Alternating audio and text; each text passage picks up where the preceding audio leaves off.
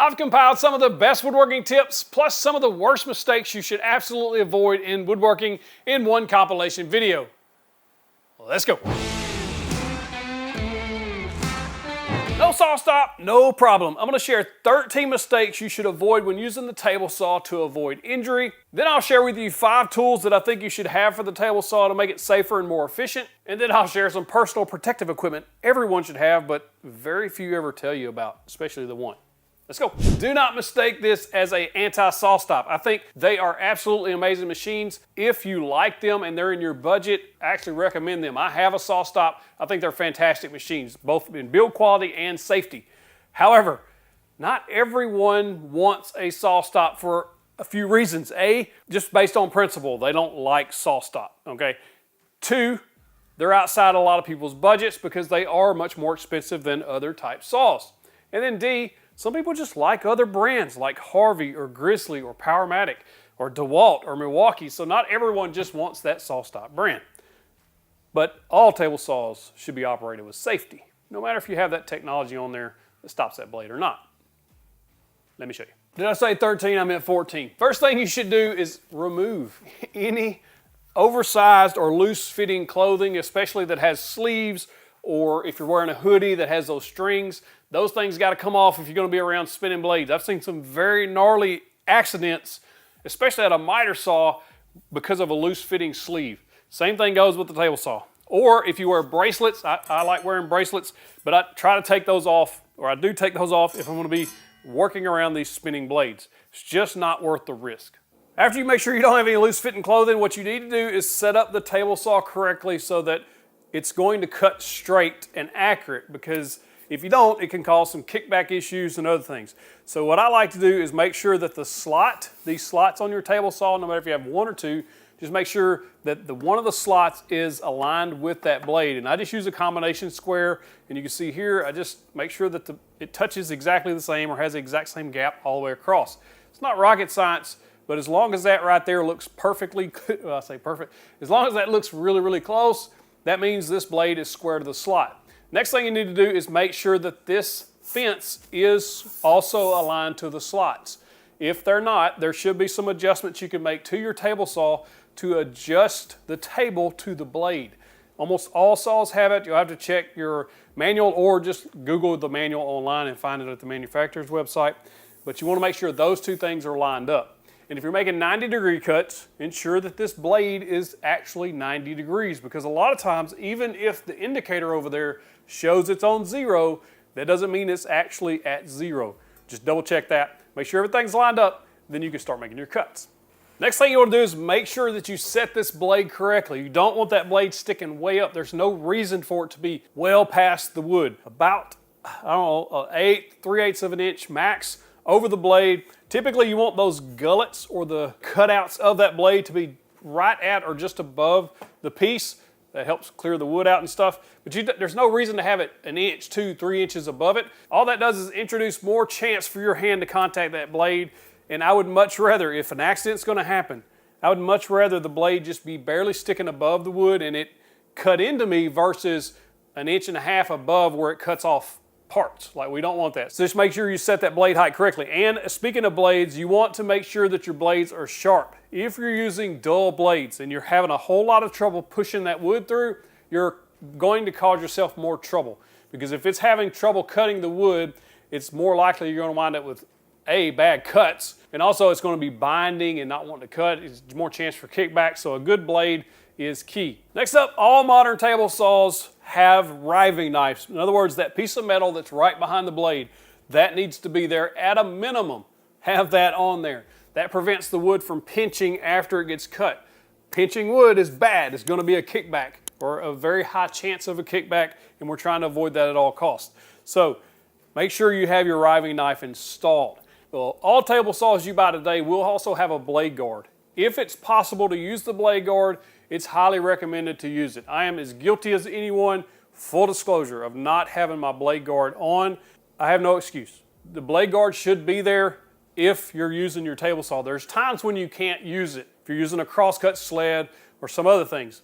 The blade guard also has a riving knife built in, so you don't have to worry about, if the riving knife is there. So it's already there. Plus there's a guard over the top of the blade that will just help you keep your hands away from the blade should an accident happen. Also, a lot of your blade guards have anti-kickback pawls, and they're just these little spring-loaded arms. They have little teeth on them, and what that's going to do is if that board tries to go back that way, those teeth will dig in and help prevent that kickback. So it's a good idea to have the blade guard if you can. Next, you want to avoid bowed and or twisted wood when you're trying to cut it on the table saw. It needs to be flat. In other words, it's not twisting or bowed up on the table saw like you see here, this piece of walnut's rocking back and forth.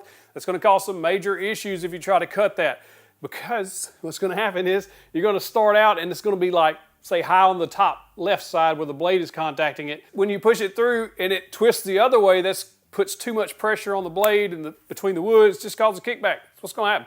You're going to have a bad kickback there, so you need to try to make sure they're all flat, properly milled. And with that, bowed lumber like this 2x4 here, if you're pushing it through and it's touching the fence on the back side and then on the front side it's bowing out, bad news. Another kickback opportunity there. Same thing as if it's the opposite way. You just want to make sure that you don't try to cut a straight line on bowed wood. It just doesn't work. One way to joint those boards, I've got a jointing jig video I'll drop in the description, but you can rip one edge of that with the jointing jig like this. It works really well. You get one flat side, then you can use the flat side against the fence, and you're good to go for edge jointing. Next thing you want to do is make sure you start your cut off correctly. For one, you never ever make a free-handed cut without the fence. Just don't, no. No, you're not allowed to do that.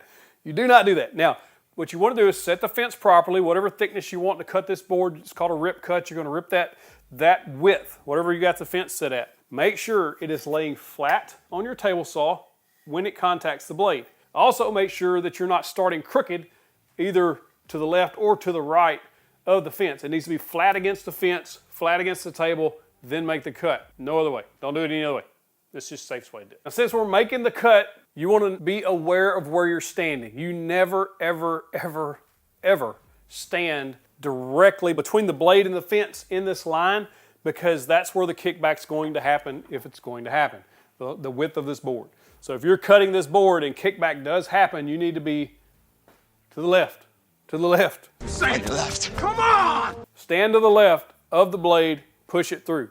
You can stand to the right of the blade, but then you can't really see what's going on because the fence is kind of in the way and you can't keep an eye on and make sure that that board's flat against the fence. You want to make absolutely sure you're on the left and push it through, and if kickback happens, it flies past you and not into you. I actually had a very bad kickback happen to me that could have been worse than it was. So I had a very old table saw. It's called like a Delta Shopmaster. The fence didn't square to the blade. Remember tip number 1 or 2 there? It wasn't square to the blade. And I was trying to cut a piece of crooked 2x4.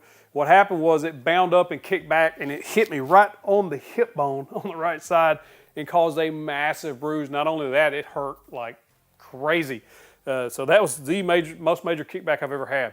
And that made me very aware of how fast that can happen, and there's nothing you can do about it when it happens. So just be cautious of that. Make sure you're standing off to the side so if it does kick back, it doesn't hit you or anyone behind you. Now when you start cutting the wood, you're going to need a push stick, but you don't necessarily start with a push stick if the board's long enough. And I'm going to show you. Take this board. This is only about maybe an 18-inch board.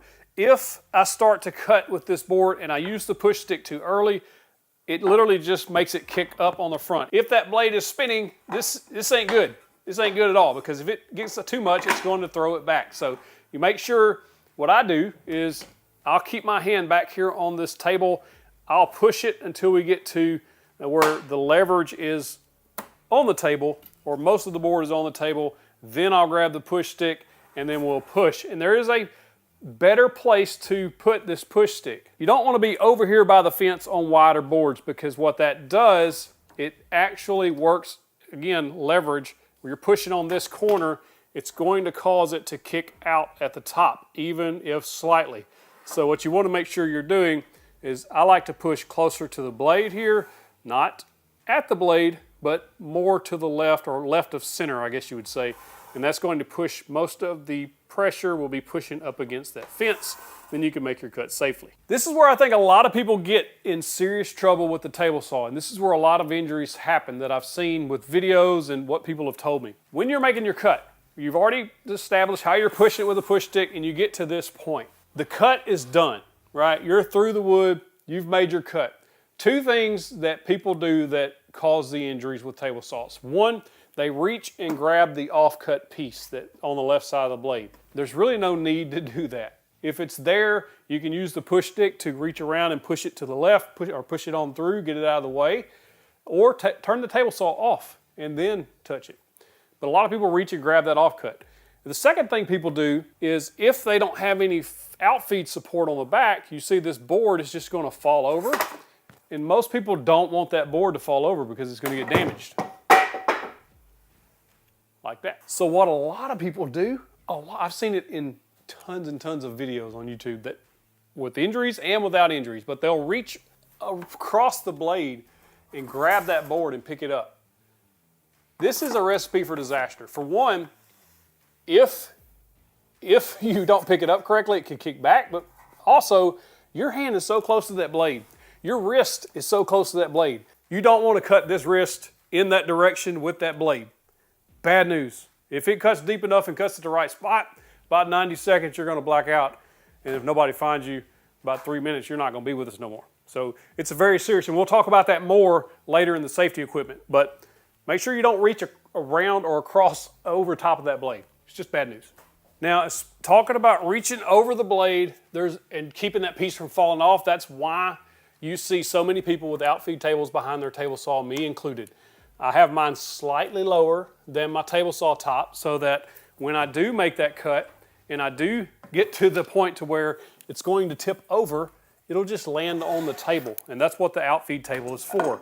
Now, not everybody has space for an outfeed table. I have a tool that I'm going to show you later that will help you fix that too. If you don't have space for an outfeed table, or if you don't have the budget right now for one or anything like that. But outfeed tables are great.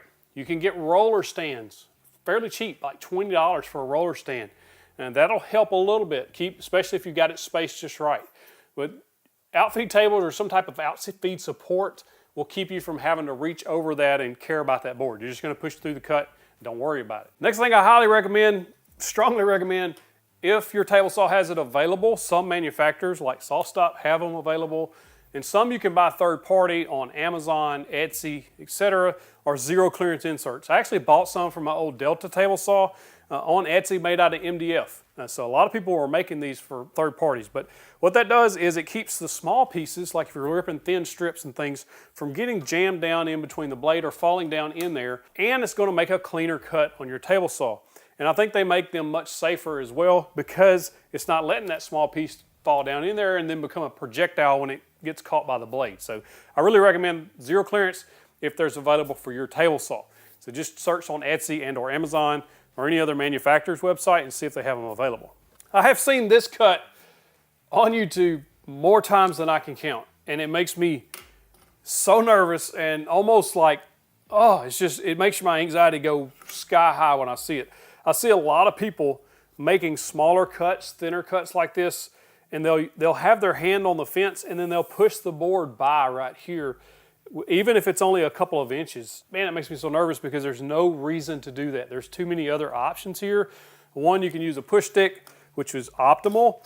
If the cut is too thin and you can't get a push stick in there, then you shouldn't be cutting it against the fence like that. There's a better option when we get into the tools you can use.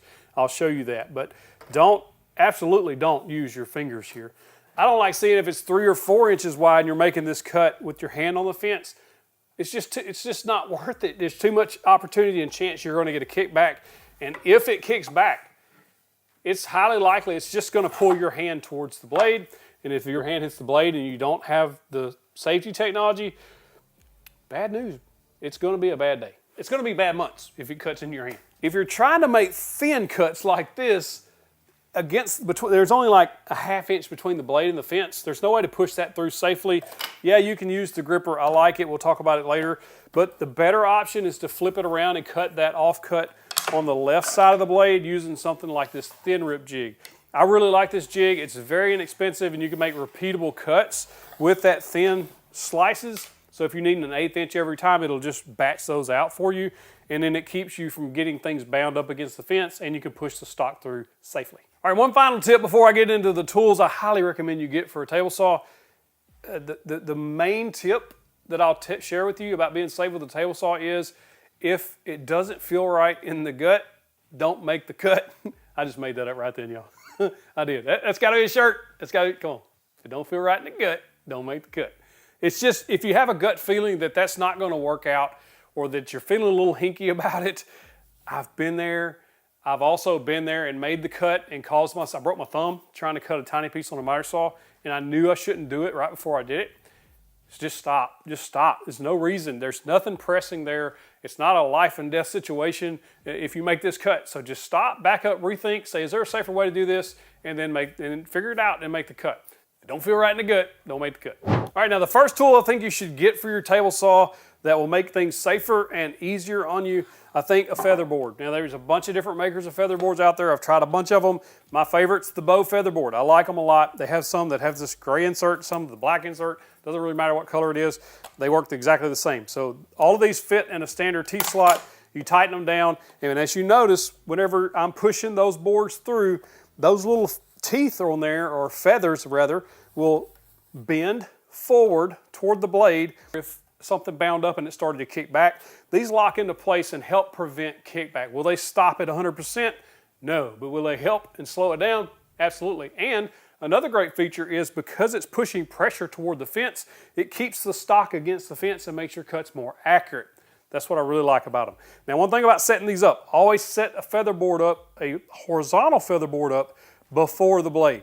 In other words, you never put it at the blade or behind the blade, because then you're just putting pressure on the blade and behind the blade, causing pinching, which causes a kickback. So just before the blade is where you use these feather boards horizontally. I think you need to seriously consider getting some push sticks for your table saw. You say, well, my table saw come with a push stick. This thing is not a good push stick. I made a whole video talking about why.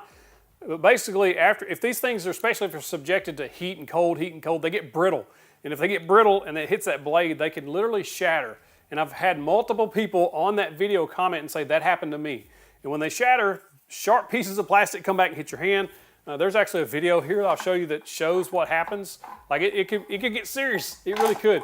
And so I really don't like these type of push sticks. I think there's better options available, and these are the three I like. And you don't even have to buy push sticks. You can make your own. There's several different, like you can look around the internet. There's tons of different versions available. This is a popular version. This is a version that my friend makes at All Red Woodworks, and he's got free plans available for this.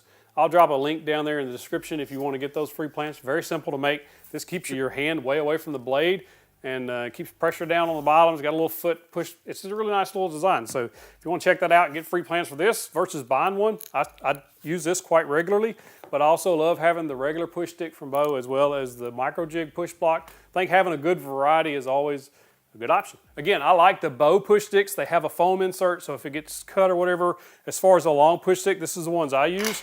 My favorite push block is the gripper. It's the micro jig gripper. If you've watched YouTube, you've seen these things around.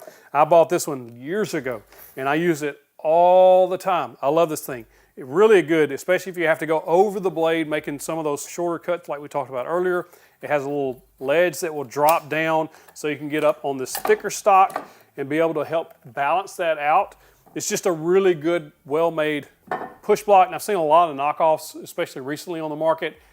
I don't recommend those. Just spend the amount of money, whatever this is currently, it's worth it, whatever it is. I think this is one of the best push blocks on the market, and again, I'll link to everything I'll talk about in the description. This is my favorite. They have a Gripper Go 2 as well. It's basically you don't move anything, everything's already set, but I actually prefer the Gripper, the original, the OG. If you cut a lot of plywood, this thing is awesome. This is the Jessam stock guides. I built this little jig. Actually, my friend over at All Red Woodworks told me about it and sent me the measurements, and I made it off of his measurements. You're just using 2 mag switches, and if you have like a saw stop style table saw with this type of fence, it will literally lock into place with these magnets. It has rollers that are angled towards your fence, so it's pushing the stock toward the fence, and they only roll one way, so it does help prevent that kickback as well, and they adjust to basically any size stock. You can use this on hardwoods, thicker woods, plywoods, anything like that. It's just a well-made tool, and if you put it on, go ahead and put it on a jig like this, it hangs up out of the way, it's never in your way.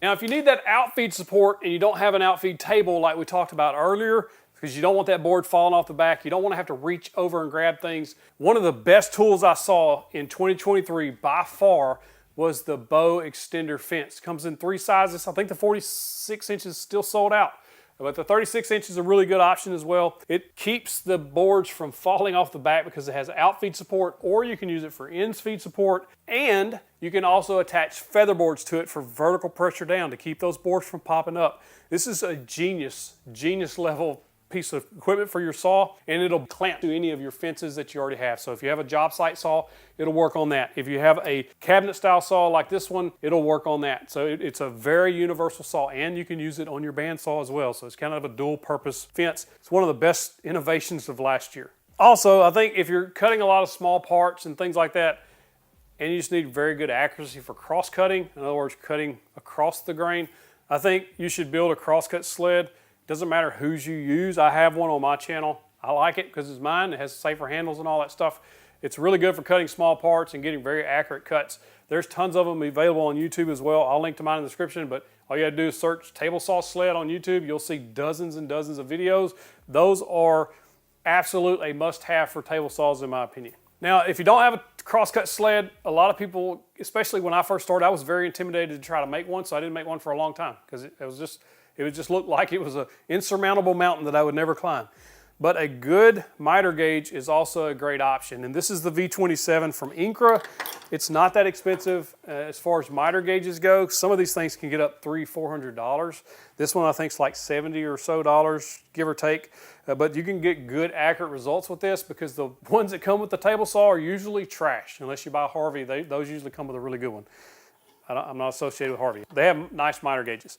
But this one is also a really good option. So you can put a faux fence on there to extend this out if you want to. And then also it's just very accurate and for what it does. So you can get good cross cuts with this if you don't want to build a sled. Speaking of repeatable cuts, as far as cross cut goes, if you have this miter gauge and or any miter gauge, and you're going to need to make 2-inch cuts here. You're cutting 2-inch pieces over and over and over and over, whatever the size is, doesn't really matter. A lot of beginners will come over and set their fence on 2 inches, and then they will start making those cuts. The problem is you're going to cause some kickback here because what's going to happen is this piece is going to get bound up in here. You're pushing on this piece. This piece is going to come shooting back. You should never do that. So a better option is you can use anything as a stop block, but these are really good and they're very inexpensive. You use them all the time. They're perfectly square all the way around, so you can use them as a square. It's called a 1, 2, 3 setup block. It is exactly 1 inch thick by 3 inches tall by 2 inches wide. Exactly. You can bank on it. It's close to exact as we need in the wood shop. All you have to do is say we're making 2-inch cuts. We're just going to move our fence over to 4 inches. We're going to move this as our stop block. So when we push this piece of wood up against it, it's going to stop there. Now I can make my cut. There's free space here. It's not going to kick back. I can move that out of the way with a push stick, push it on through, and then come back with the next cut and make it again. That's 2 inches every single time. Or 1 inch or however you want to put those, but they're heavy enough, they stay in place. You can also clamp them in place if you wanted to, but they stay in place because they're nice heavy metal, and so it's just a good option to have. As far as keeping yourself safe, your personal self safe at the table saw, there's a few things that a lot of people recommend and one that nobody recommends that I do. First and foremost, safety glasses. These are 3M brand safety glasses. I like them because they stretch around my big old noggin and they don't fog up, which is key here in a minute. Also, a lot of people recommend hearing protection. It's always a good idea to have hearing protection of some kind. Just make sure it's like OSHA certified, OSHA approved, etc. That way it actually blocks out the right amount of decibels. This is an RZ mask. There's a new M3 model. I have one over in the box. But this is the M2 model that I use all the time. M3 is new and improved. It's even better. I just have this one here. They're nice. They fit. They're Velcro back. And they have replaceable filters inside. These are great to keep that fine dust out of your lungs. You should have some of these. Last but certainly not least, I think every woodworker should have a tourniquet because, like we talked about earlier, I've said this before in videos, if you cut a major artery, you have about 90 seconds-ish, depending on blood flow, before you black out. And then within 3 minutes or so, you've bled out and you're gonna not be here with us. And we want you here with us. You matter to us. You matter to me. So get a proper name brand cat tourniquet. Now, I'll link to the ones in the description that I recommend that are like real, There's a bunch of knockoffs out there, and the reason you don't want a knockoff is when you put this on and you start tightening it down, if it breaks, you might as well not even bought it because it's what it's for, to cut off the blood circulation. And they always say high or die. Put it up as high as you can. Tighten it up on the leg, on the arm. Never put it around your neck. It should go without saying, but sometimes you have to say things. And I highly recommend buying 2. Why? Well, I have 3 in here. I have 1 at the toolbox behind you. I have 1 at the miter station, 1 in here, and then I have an extra one, so 4 that you practice with. You don't want to practice with the one that you may need because you don't want to like loosen it up and make it not work right, or even put strain on it where it can be damaged and not work or break. So you can buy, I'm not going to tell you to buy a fake one. Buy 4, 3, 2, whatever you're going to do. Minimum 2. Use 1 to practice with, and then use 1. I leave mine on the table saw. You may have seen them in the videos. It stays at the table saw. Make sure it's properly staged. Now, how do you put these on? Well, I'm going to let a professional show you. There's a link in the description below that shows you how to properly do it. I've shared that video several times. That's what you do. You do what he says, and then practice, practice, practice. We talking about practice, man. If you're out here bored and you're thinking of a new project or you're trying to think stuff, make sure you're practicing with these, because muscle memory will kick in when an accident happens. The last thing you want to do is try to figure out how to use it when you need it. You should already know how. Again, I'm a huge proponent of SawStop. I think they're amazing technology. They're extremely safe. I like them. I do. I think that if it's in your budget, you should probably really consider them just based on the safety. However, based on the reasons I stated before, you may not want, this may not be in your budget. You may just have, it's against your principles as a woodworker to even support that company. So it's really up to you on what you buy. I think it's your decision.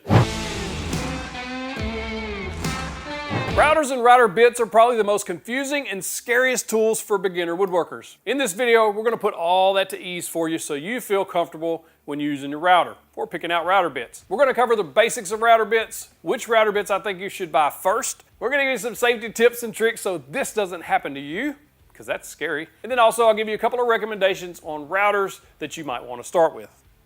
Let's go. The basics of router bits. When you start looking to buy router bits, the options are endless. There's so many different designs and sizes. Which one do you pick? What do you start with? Well, first off, you have to know which type of router bit your router will accept. If you don't have a router, recommendations later.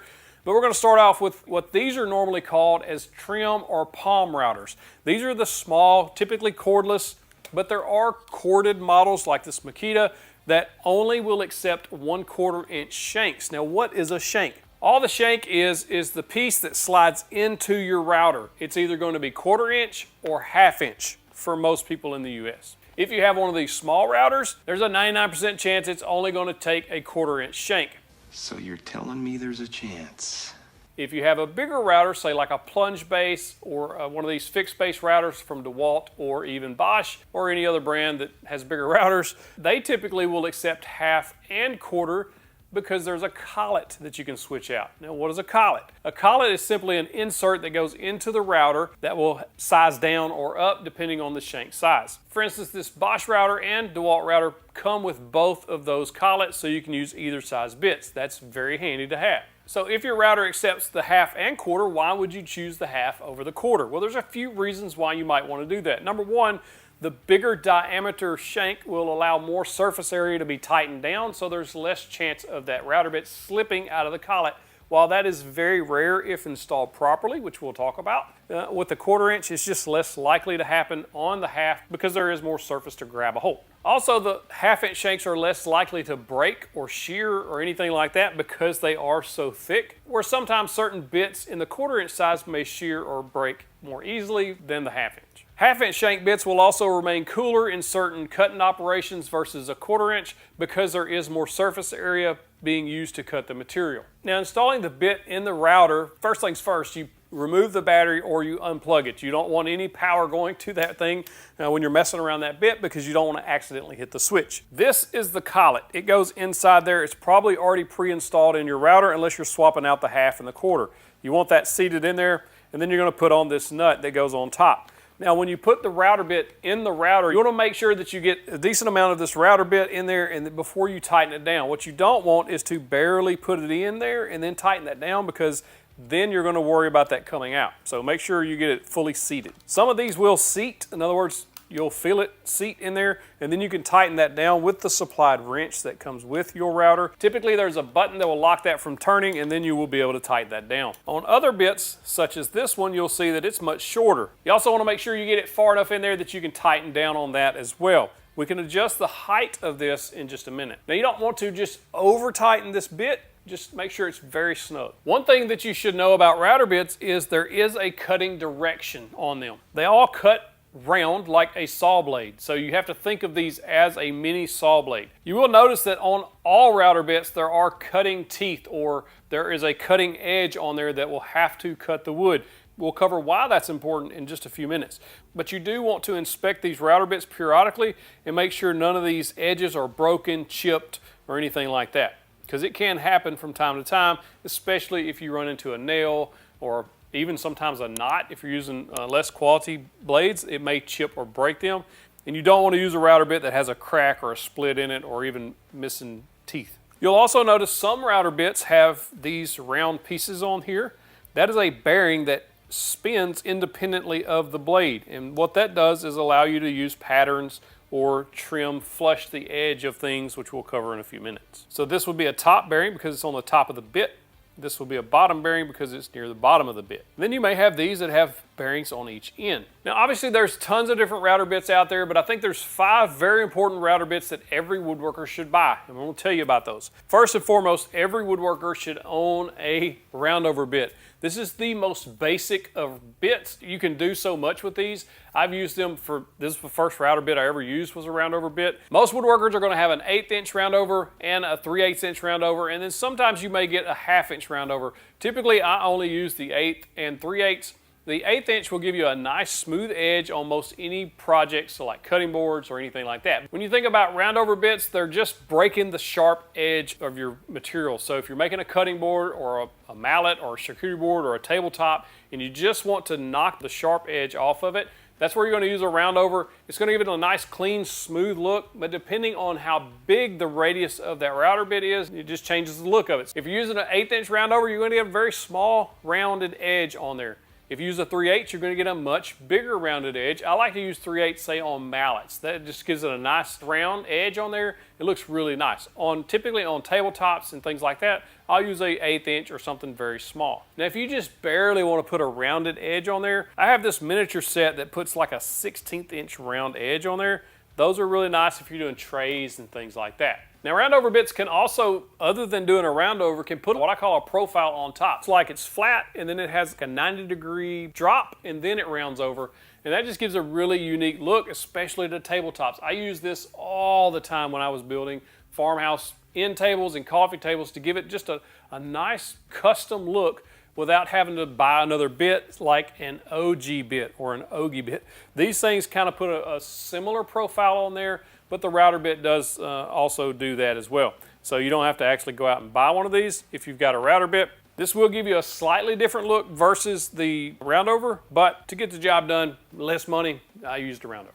Typically, all of these routers have some type of adjustment, either a spin ring or some of these others have a thumb adjustment that will basically gear driven that moves this router base, this is called the router base, up and down. On roundovers and chamfers, you want to adjust the height of that bit so that it's exactly even with that squared off part right there on the edge. So we need to move this up to get a nice rounded edge. And then make a test cut on a scrap piece so that you can tell if it's going to cut right, because sometimes you'll set it and you think it's right and you'll have a little line there that you don't want on there. You want a nice rounded edge. Same thing with your chamfer bits. You don't want it to dig in too much. You want it to be a nice chamfered edge and not have it all messed up. So use a piece of scrap to get that first cut. Then you can adjust from there up or down. The next router bit I think every woodworker should have is a chamfer bit. Most beginner woodworkers should just not worry about getting all different sizes. Just get a good 45-degree chamfer bit like this one here. This is a really nice size. It puts a really cool looking, basically a 45-degree angle on the edge of a project. So if you want a more of a kind of a modern look on something, that's where I think these chamfer bits are coming in handy. And a chamfer bit literally just means it's putting a chamfer or a angled edge on the product versus the roundover bit that puts a round edge. So this is more of a squared off look, but it's at a 45-degree angle, so I guess it's not square. but you know what I mean. It goes choo, choo, choo. It just puts a 45-degree angle on there. That's where I think the chamfer bits come in handy. There's another bit that I think every woodworker should have called a straight bit. Now, straight bits come in a variety, a variety of different sizes and uses. For the most part, a straight bit is just that. It's absolutely straight. There's no bearings on there. It doesn't curve. It doesn't have a chamfer. These are for cutting slots and holes in wood.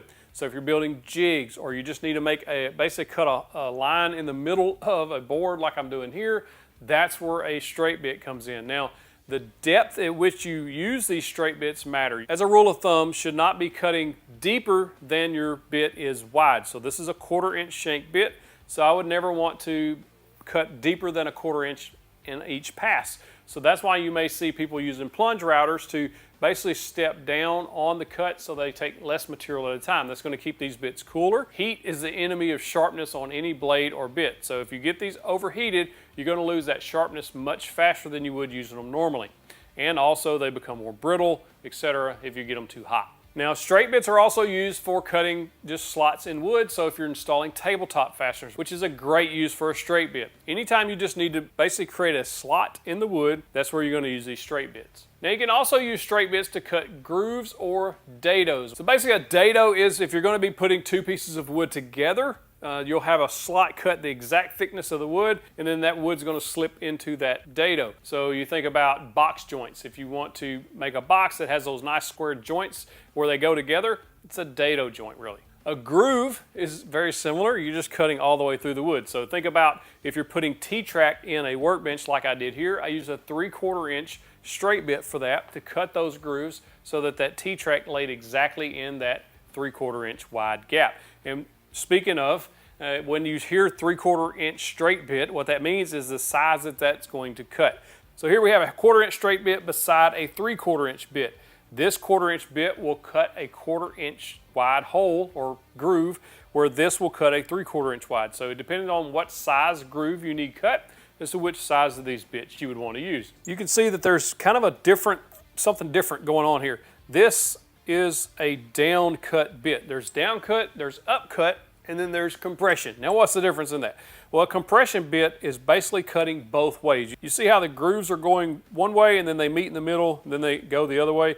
When this bit is spinning, it will literally be basically cutting in two different directions or shearing the wood in two different directions, where this down cut bit, when you spin it to the right, just like it's going to spin in your router, you can see the grooves are funneling down. Or if you grab a hold of it, which I don't grab it too hard because it will cut you, because those are actually sharp, you'll feel your finger move down the bit. Whereas an upcut bit, when it spins to the right, it pulls your fingers up.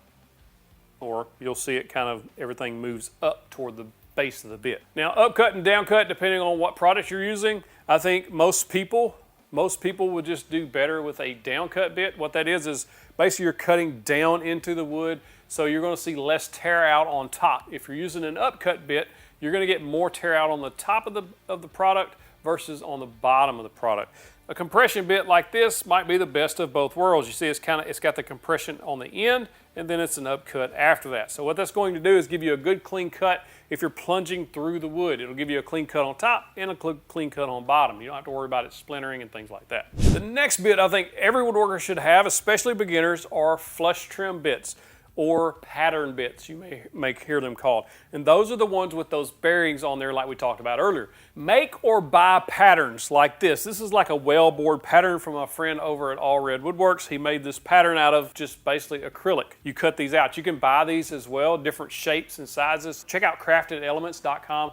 They have a bunch of different patterns, such as this dog tag pattern. It's really cool. They have different shaped charcuterie boards. Where that really does help is all you have to do is double stick tape that to your wood. So if you just have a piece of walnut or maple, or you've glued up a piece, then you can take that pattern and use this pattern bit or flush trim bit to ride along that pattern and cut that shape out. That makes batching things out extremely fast. So you could have 4 or 5 or 6 of the same product for sale using these pattern bits. It makes things a lot faster. Now, if you do use a pattern bit on a product, you want to make sure that you've cut down that product to about an 1/8 inch wider than, no more than an 1/8 inch wider than your pattern. Because if you get too much outside the pattern when you're cutting, that's when you could cause kickback like you see here. But that's not the only reason that was giving me kickback. We'll talk about in a few minutes in the safety section. Now you want to make sure that you get good quality ones. You don't want them to be too thin, but these are really nice, and these come from Crafted. Well, this one come from Crafted Elements. There's two here in the bits I think you should have. I love dovetail bits. I think these are some of the most handy bits, especially for beginners, because you can build all sorts of cool jigs and work holding with the micro jig system. I love this system. We're doomed. All you have to do is get this dovetail bit, and then you just make products such as my jointing jig. It was very easy to make this. Literally takes you 5 or 10 minutes to make this jig. Then you can joint the edge of boards, taper boards, etc. I also use it on my crosscut sled where I can have clamping on the sled. Route those dovetails in your workbench, and then you've got clamping and work holding on your workbench. Now, if you make a lot of cutting boards and things like that, some of you may want to get what we call a bullnose bit. Now, these bits are really good for cutting juice grooves. And you know that they're rounded on the bottom, and so that's going to put that nice round groove in there. So that may be a good option for you if you're doing cutting boards with juice grooves. There's a 4-piece router bit set that I think is the perfect router bit set for most beginners, because it's not a cheap set of bits. In other words, they're going to last you a very long time, but the value you're getting at this price point is excellent. And that's the white side 4-piece router bit set. You get 2 of the flush trim bits, 1 top bearing, 1 bottom, and then you also get a chamfer and a roundover bit. This will get you through most of your products starting out, and then maybe pick up a 1/4-inch straight cut bit if you want to cut slots and things like that. That's the kit I think most people should buy starting out. But Bosch also has a pretty good set, a little less expensive, and you get 10 bits in this one for about $65. Now I think the white side bits are better personally, but the Bosch is a good starter set. If you're worried about, okay, what if I mess up something, or what if I've damaged the bit? I don't want to break the bank on a bit, and so I want to make sure that I get the best bang for the buck, and starting out, this Bosch set might be right for you. A good rule of thumb for router bits, especially if you have a variable speed router, in other words, you can turn the speed up and down. You'll typically see that on the side or the top side of your router where it goes 1 to 6 usually, or something like that. So what that means is it's slowing or speeding up the speed at which it's spinning that router bit. And that is very important on certain styles of router bits. Now, roundovers and chamfers, typically I run those at about a speed 4 or 5. You don't really need to spin those extremely fast to get the work done, but on your flush trim bits, it matters a bunch. In general, the bigger the bit, the slower you're going to spin your router. The smaller the bit, the faster you can spin your router. In this instance, I had the bit spinning at full speed, as fast as the router could spin it, and as soon as I touched the wood to the bit, I got a kickback. And that can be very dangerous if your hands are in the wrong spot, because it could literally pull your hand into that spinning bit. You do not ever want to spin it that fast. Just slow it down, and then also make sure, when we was talking about those patterns, you want to make sure that you don't have a bunch of meat hanging over the pattern. You want to make sure that it's just about a 1/16 or an 1/8 inch away. You can do that with a jigsaw, a bandsaw. Just make sure you cut around this pattern so that you get just enough that you can trim it off with your flush trim bit. If you have too much hanging over and you have the bit spinning too fast, that's where you're going to see a bunch of kickback. Now, if you're using a handheld router, there's a certain direction you should almost always route, and that is away from you. I saw this on a Craig video actually. Take your right hand and it makes the L. When you lay it on the outside edge of your board, then that's the direction you want to push the router. This router bit's spinning. You want to feel that push back a little bit when you're routing, because if you go the opposite direction, in other words, to the left, your router bit is spinning clockwise at this point. You want that bit cutting into the wood as it's moving. If you're routing around the outside edge of a piece like this, it will go counterclockwise. But if you go inside something like a tray, picture frame, etc., then you will go clockwise, because that's the direction of the bit on the edge that is contacting that product. Inside clockwise, outside counterclockwise, with a handheld router, that is. Now, out of all of the routers out there, because there's tons, every manufacturer has a router, which one should you buy? Because the options are literally endless between Milwaukee and Flex and Makita, Ryobi, Rigid, DeWalt, you name your battery platform or not battery platform, then which router should you get? If you already have batteries on a tool, so if you already have DeWalt batteries, you've got DeWalt drills, or if you have Milwaukee drills, etc., just buy the router that's in that battery platform. It'll make it so much easier. So if you have a Ryobi battery platform, just pick up the Ryobi router for your first router. You'll be perfectly happy. You can do roundovers, chamfers, edges, small grooves or holes for tabletop fasteners with a palm trim router. Those are great for that type work. Now, if you're wanting to put in T-tracks in your workbench, or you want to cut dados, etc., for bigger cut operations, I highly recommend stepping up to something like this DeWalt router or the Bosch router. These are two really nice routers. Flip a coin. I prefer the fixed base on the DeWalt and the plunge base on the Bosch. So it depends on what you're going to do more operations of. Most people will probably use the fixed base the most. I think the DeWalt's probably the best bang for the buck, but there's no denying that that Bosch 1617 is a fantastic router. And if you're wondering, what do I need a plunge base for? Well, that's really good for taking small bites out of a product. So when I was cutting a hole in my workbench to put the play button in there, you can take small bites as you go around. Remember, we don't want to cut more than a 1/4 inch deep with a 1/4 inch bit, so that allows me to basically make 1/4 inch passes until I get all the way through my product. If you're not in a battery platform and you just want a nice, good quality trim router or palm router, this corded Makita is very nice for the price. And I think you'll be very pleased with this. Bosch also makes one similar to this called the Colt or something, but I like this Makita quite a bit. If you want to know my favorite cordless router, it is the Milwaukee. I love this M18 cordless trim router. The DeWalt is also a very close second, but I prefer the Milwaukee because it fits in the hand better. I think routers is the most versatile tool in your shop. You'll use it all the time for a ton of different things. You can use them handheld like most people do.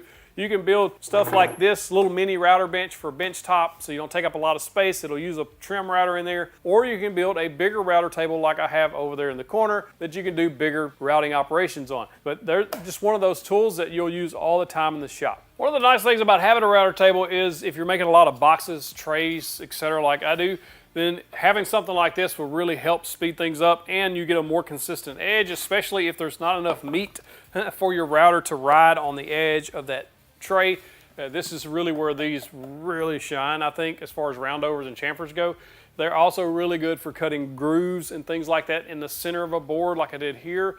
They're just very handy to have in the shop. Of course, there's thousands of other operations you use them for, but that's typically what I use mine for most of the time. Now, if you get a router, there are some accessories that will make your life much easier, and you'll thank me the next time you see me for telling you about these. Now, first up, bench cookies. These are my favorite workbench accessory because you could literally set your project on them. They're rubber on the top and the bottom, and you can elevate it up off the surface and keep it from moving around. And when you're routing boards, you don't want those things moving on you, and this really does help stick them to the surface, and it raises them off the surface so you have room to do your routing. Bench cookies come in packs of 4. I recommend getting 2 packs at a minimum. These are really nice, but a lot of people also say that you can use hockey pucks for the same thing. I've never tried that, but if you feel so inclined, get a hockey puck.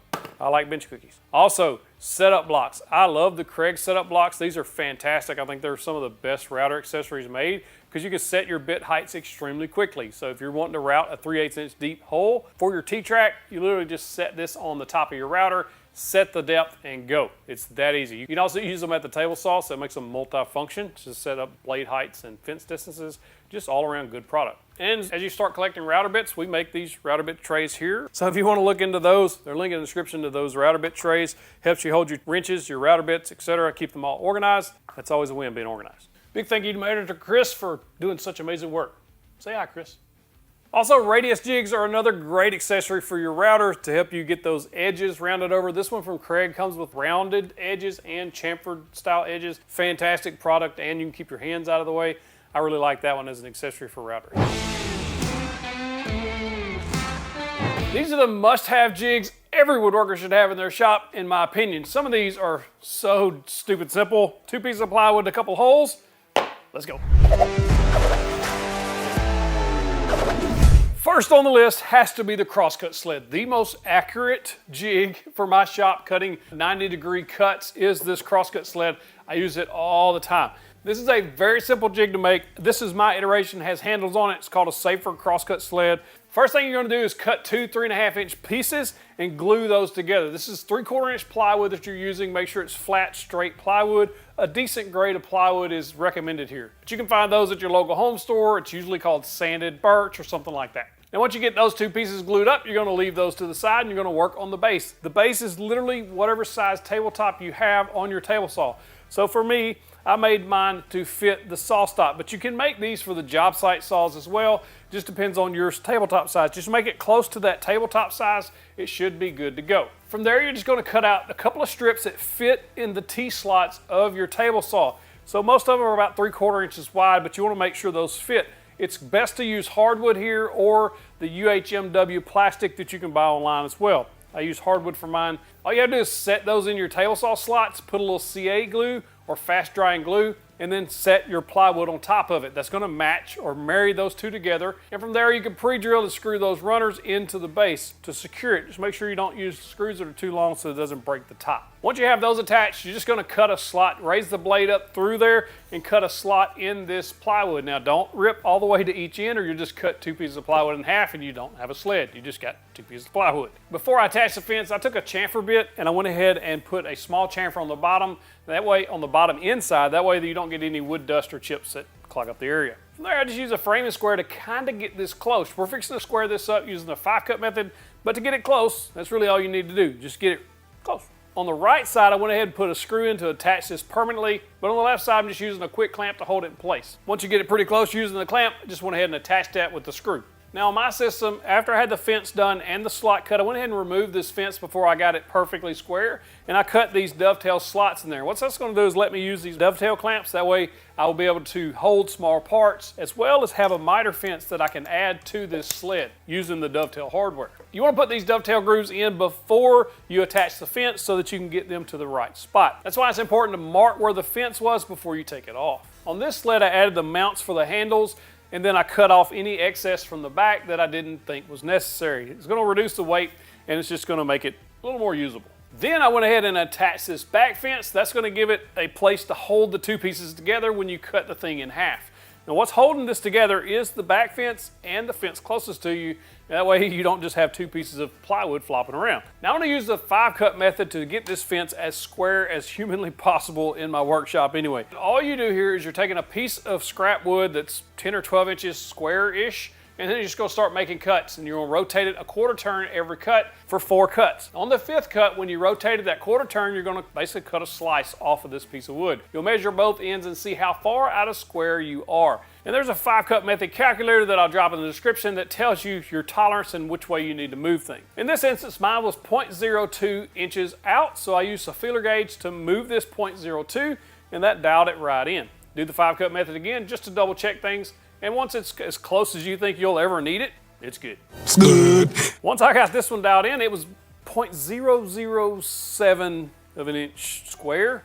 That's close enough for me. From there, I'm just gonna use screws on the bottom side to lock this in place to ensure that it never moves. Now all that's left to complete this was to mount the handles as well as put in the T-track on top of the fence. Standard T-track, standard 3/4 inch wide slot. This gives me a place to use a stop block. Now once this is built, I literally never have to build it again. Like it's just, I've had this for well over a year, maybe a couple years, and it's just an essential part of the wood shop that I think every woodworker should have in their shop. Link below to the full build video if you want to build one for yourself, as well as plans available for this project. Next on the list, I think every wood shop should have, especially if you don't have a jointer or if you're building tapered legs, is this. It's just a small piece of plywood. This is one of the simplest jigs you're gonna build. Again, I'm using the match fit system because it works so well, and because I use it on my crosscut sled, I can use it on this, and it just makes everything much easier and more cost effective to keep using the same system. This isn't? Again, this is 3/4 inch plywood. You can literally build all of these jigs out of the same sheet of plywood. Cut this about 3, 4, 5 foot long, whatever you want. This one's 3 foot long. This works well for my table saw. All you do is take your dovetail bit and route down the length of this about 2 inches from the end. And then from there, you'll just divide out 5 of these dovetail grooves to go across the grain. This allows you to joint the edges of boards and cut tapers if you need to do that. And it's using the match fit system, so everything's nice and secure in there. You want to be careful and not let the clamp stick out the edge of this because of the way it rides close to that blade. You don't want to hit the blade with one of those clamps. It'll damage your blade. But under normal circumstances, just using it as a jointer, which most people will do, just edge jointing boards, this works awesome. I didn't put a runner on the bottom of mine to run down the slot. I just let it ride against the riving knife basically every time. I've never had any issues with that. You can do the same thing, or if you want it to run on that runner, you can do it just like we did the crosscut sled and install a runner on the bottom to run in your T-slot.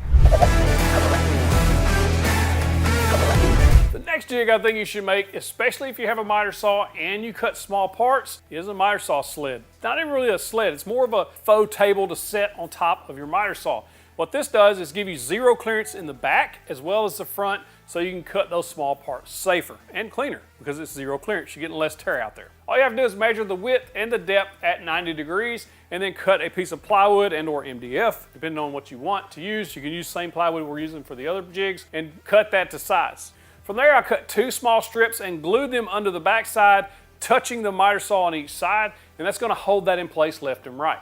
From there, I cut a fence that's about 3 inches tall and just CA glued that to the back to temporarily stick it in place. Next, you want to set the depth setting so that it does not cut all the way through your jig, because you don't want to cut, again, if you cut this in half, then you just have 2 pieces sitting side by side. So I set my depth setting to cut about an 1/8 inch deep and just made that cut. Now you can do 45s as well if you do a lot of 45 cuts, but if you just do 90-degree cuts for small parts, then I wouldn't even cut the 45s. What that's going to do is give you a zero clearance, and it gives you an exact spot where that blade is cutting every single time, so it's much easier to line up your cuts and you'll get the same repetitive cut every time, making things more accurate. And for small parts, this is where this is specifically needed, because if you're trying to cut small parts on a miter saw, if you've ever tried to, you know that the fences don't come close enough together, so when you try to cut that small part, it has a tendency to try to roll back with the blade. I've done this and it scared me. I literally broke my thumb doing it because of the kickback. It's just dangerous and unnecessary when you can build something so simple in about 5 or 10 minutes. This just keeps everything nice and safe. And then if you pair that with a $1 million stick to hold those things down, this is a great way to cut those small parts. Not a lot of people have a handsaw to be able to cut these accurately square and to length every time, so this is one of the better methods I've found. Of course, you could also do this on the crosscut sled, cutting very small parts. But if you're using the miter saw a lot, this would be a handy jig for you. Before we get to this handy little jewel, let me tell you about the planer sled. Now, if you have a planer and you have a board that's twisted, this is the best way I found to get the twist out of that board. Again, very simple. 3/4 inch piece of plywood as wide as your planer is. So in this instance, mine's 13 inches wide. I've got a board that's about 12 inches or so wide. Doesn't have to be exact, just close. And then you're just gonna glue and screw a little strip on one end to keep that from, basically keep the planer from pulling the board off of your sled. The only thing you need to make sure here is that that plywood is nice and straight and flat. Once you have that done, all you have to do is put your board on there, shim it up so that it's not rocking. Once you have it shimmed, you're gonna run that through the planer. Make sure you run the cleat side, in other words, the board you put on the end first, because that planer is wanting to pull that board that way. Then just run it through until you have the same surface all the way across. This is going to flatten that one side. From there, you're just going to flip the board over, start running that through until the other side is parallel to the bottom side. You got 2 parallel sides, and you've removed the twist from that board with a very, very simple jig that anyone can make. I'll show you this jig, but I got one bonus for you if you stick around. Now, this is for the router table. This is one of the safest, best ways I've ever found to cut across the grain or cut slots or anything like that in your wood. This jig idea was given to me from my friend Mike at TadeTools.com. I highly recommend you check him out. You're going to take a piece of plywood and cut it 10 inches square. This is 10 inches by 10 inches. Then you just need a piece of plywood that's 2.5 inches tall, 11 inches long. I drilled 2 1.5 inch holes in each corner. That's the jig. Now, if you're using the router table and you're trying to cut basically a narrow piece, cut a groove across that. In this instance, I was trying to cut a dovetail groove across the grain or across the width of the board. This board's only about 3 or 4 inches wide. If you try to do that without this jig, there's no support for it, so there's no way to hold that perfectly square. Now with this jig, you're going to put it up against the fence of your router table, set that distance that you're going to want to cut that groove away from the end, and then this gives that support. It's going to do 2 things. One, it's going to keep it from rocking, and 2, it's going to keep it from tearing out when you finish that cut. Because if you don't have anything back there supporting it, a lot of times you'll get blowout or tear out there. This is one of the simplest jigs to make your router table much, much safer.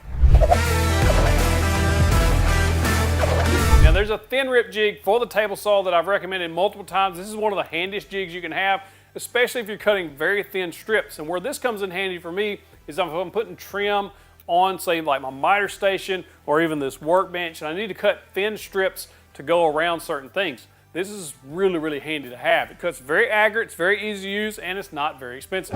I'll drop a link in the description below to all of these builds for step-by-step guides on how to build these jigs, as well as plans available for the ones that I have.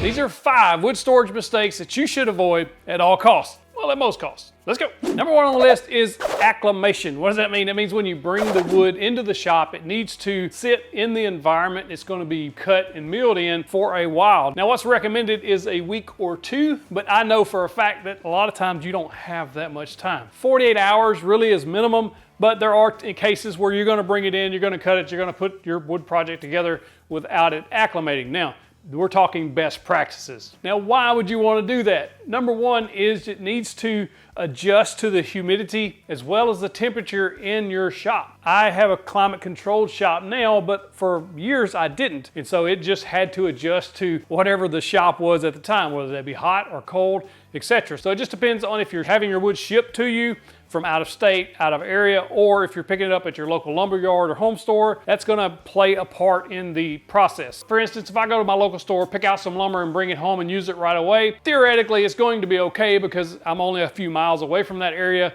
We're the same temperature, same humidity, etc. But I do get hardwood shipped in because we can't buy them locally, and those I do absolutely let them sit for a week, 2, sometimes months before I actually get to using them, but 48 hours is a good minimum rule of thumb. Now, the reason you want it to acclimate to your environment is because of the humidity change, the temperature change.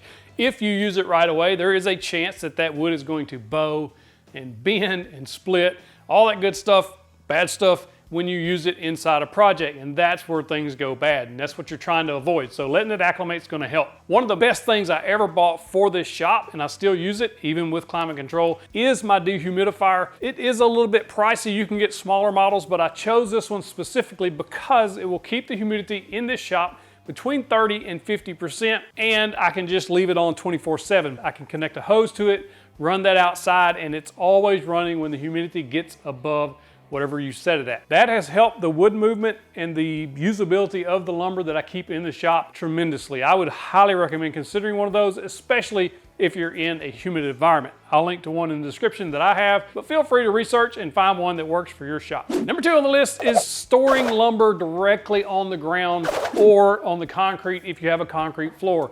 This is a huge no-no. You should avoid this at all costs. Now, it makes sense why you wouldn't store it on the ground, I think, but on concrete you think you're safe, but you're not. The reason is concrete is porous, so it absorbs the moisture in the air, and moisture is heavier than air, so all the time it's gonna fall and settle on your concrete whether you see it or not. Then when you put your lumber on the ground or on the concrete, your lumber starts soaking up that just like a sponge would. Now, lumber is also porous. If you think of straws being stacked together, that's basically the enlarged version of wood, because as the grain runs long ways on your lumber, that's basically straws are running, microscopic straws running all the way up that board.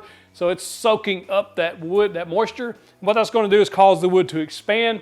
Then when you get it off the ground and use it, it's going to contract, and then you're going to start seeing some major problems as far as splitting, bowing, twisting, all the bad things we're trying to avoid. So keep it off the ground, keep it off the concrete. One thing I did before having any storage in the shop for lumber is I would just take some small scrap pieces and stack them on the ground, and then lay the boards that I wanted to keep on top of those. That gets them up off the ground, allows some airflow in there, and it prevents that from soaking any moisture off the floor. Number 3 on the list is avoid storing your lumber in direct sunlight if at all possible. Now, this shop has windows on the garage. There's also a window back here that I blocked years ago with a piece of styrofoam. You may have seen it in some older videos. And the reason I did that was to prevent that sun from coming in, because I used to store my lumber right here on the ground. And I didn't want that sunlight directly impacting or directly contacting my lumber, because when it does that, you're getting a few things. It's heating the wood up, which causes it to heat and cool, which is going to cause it to twist and bend.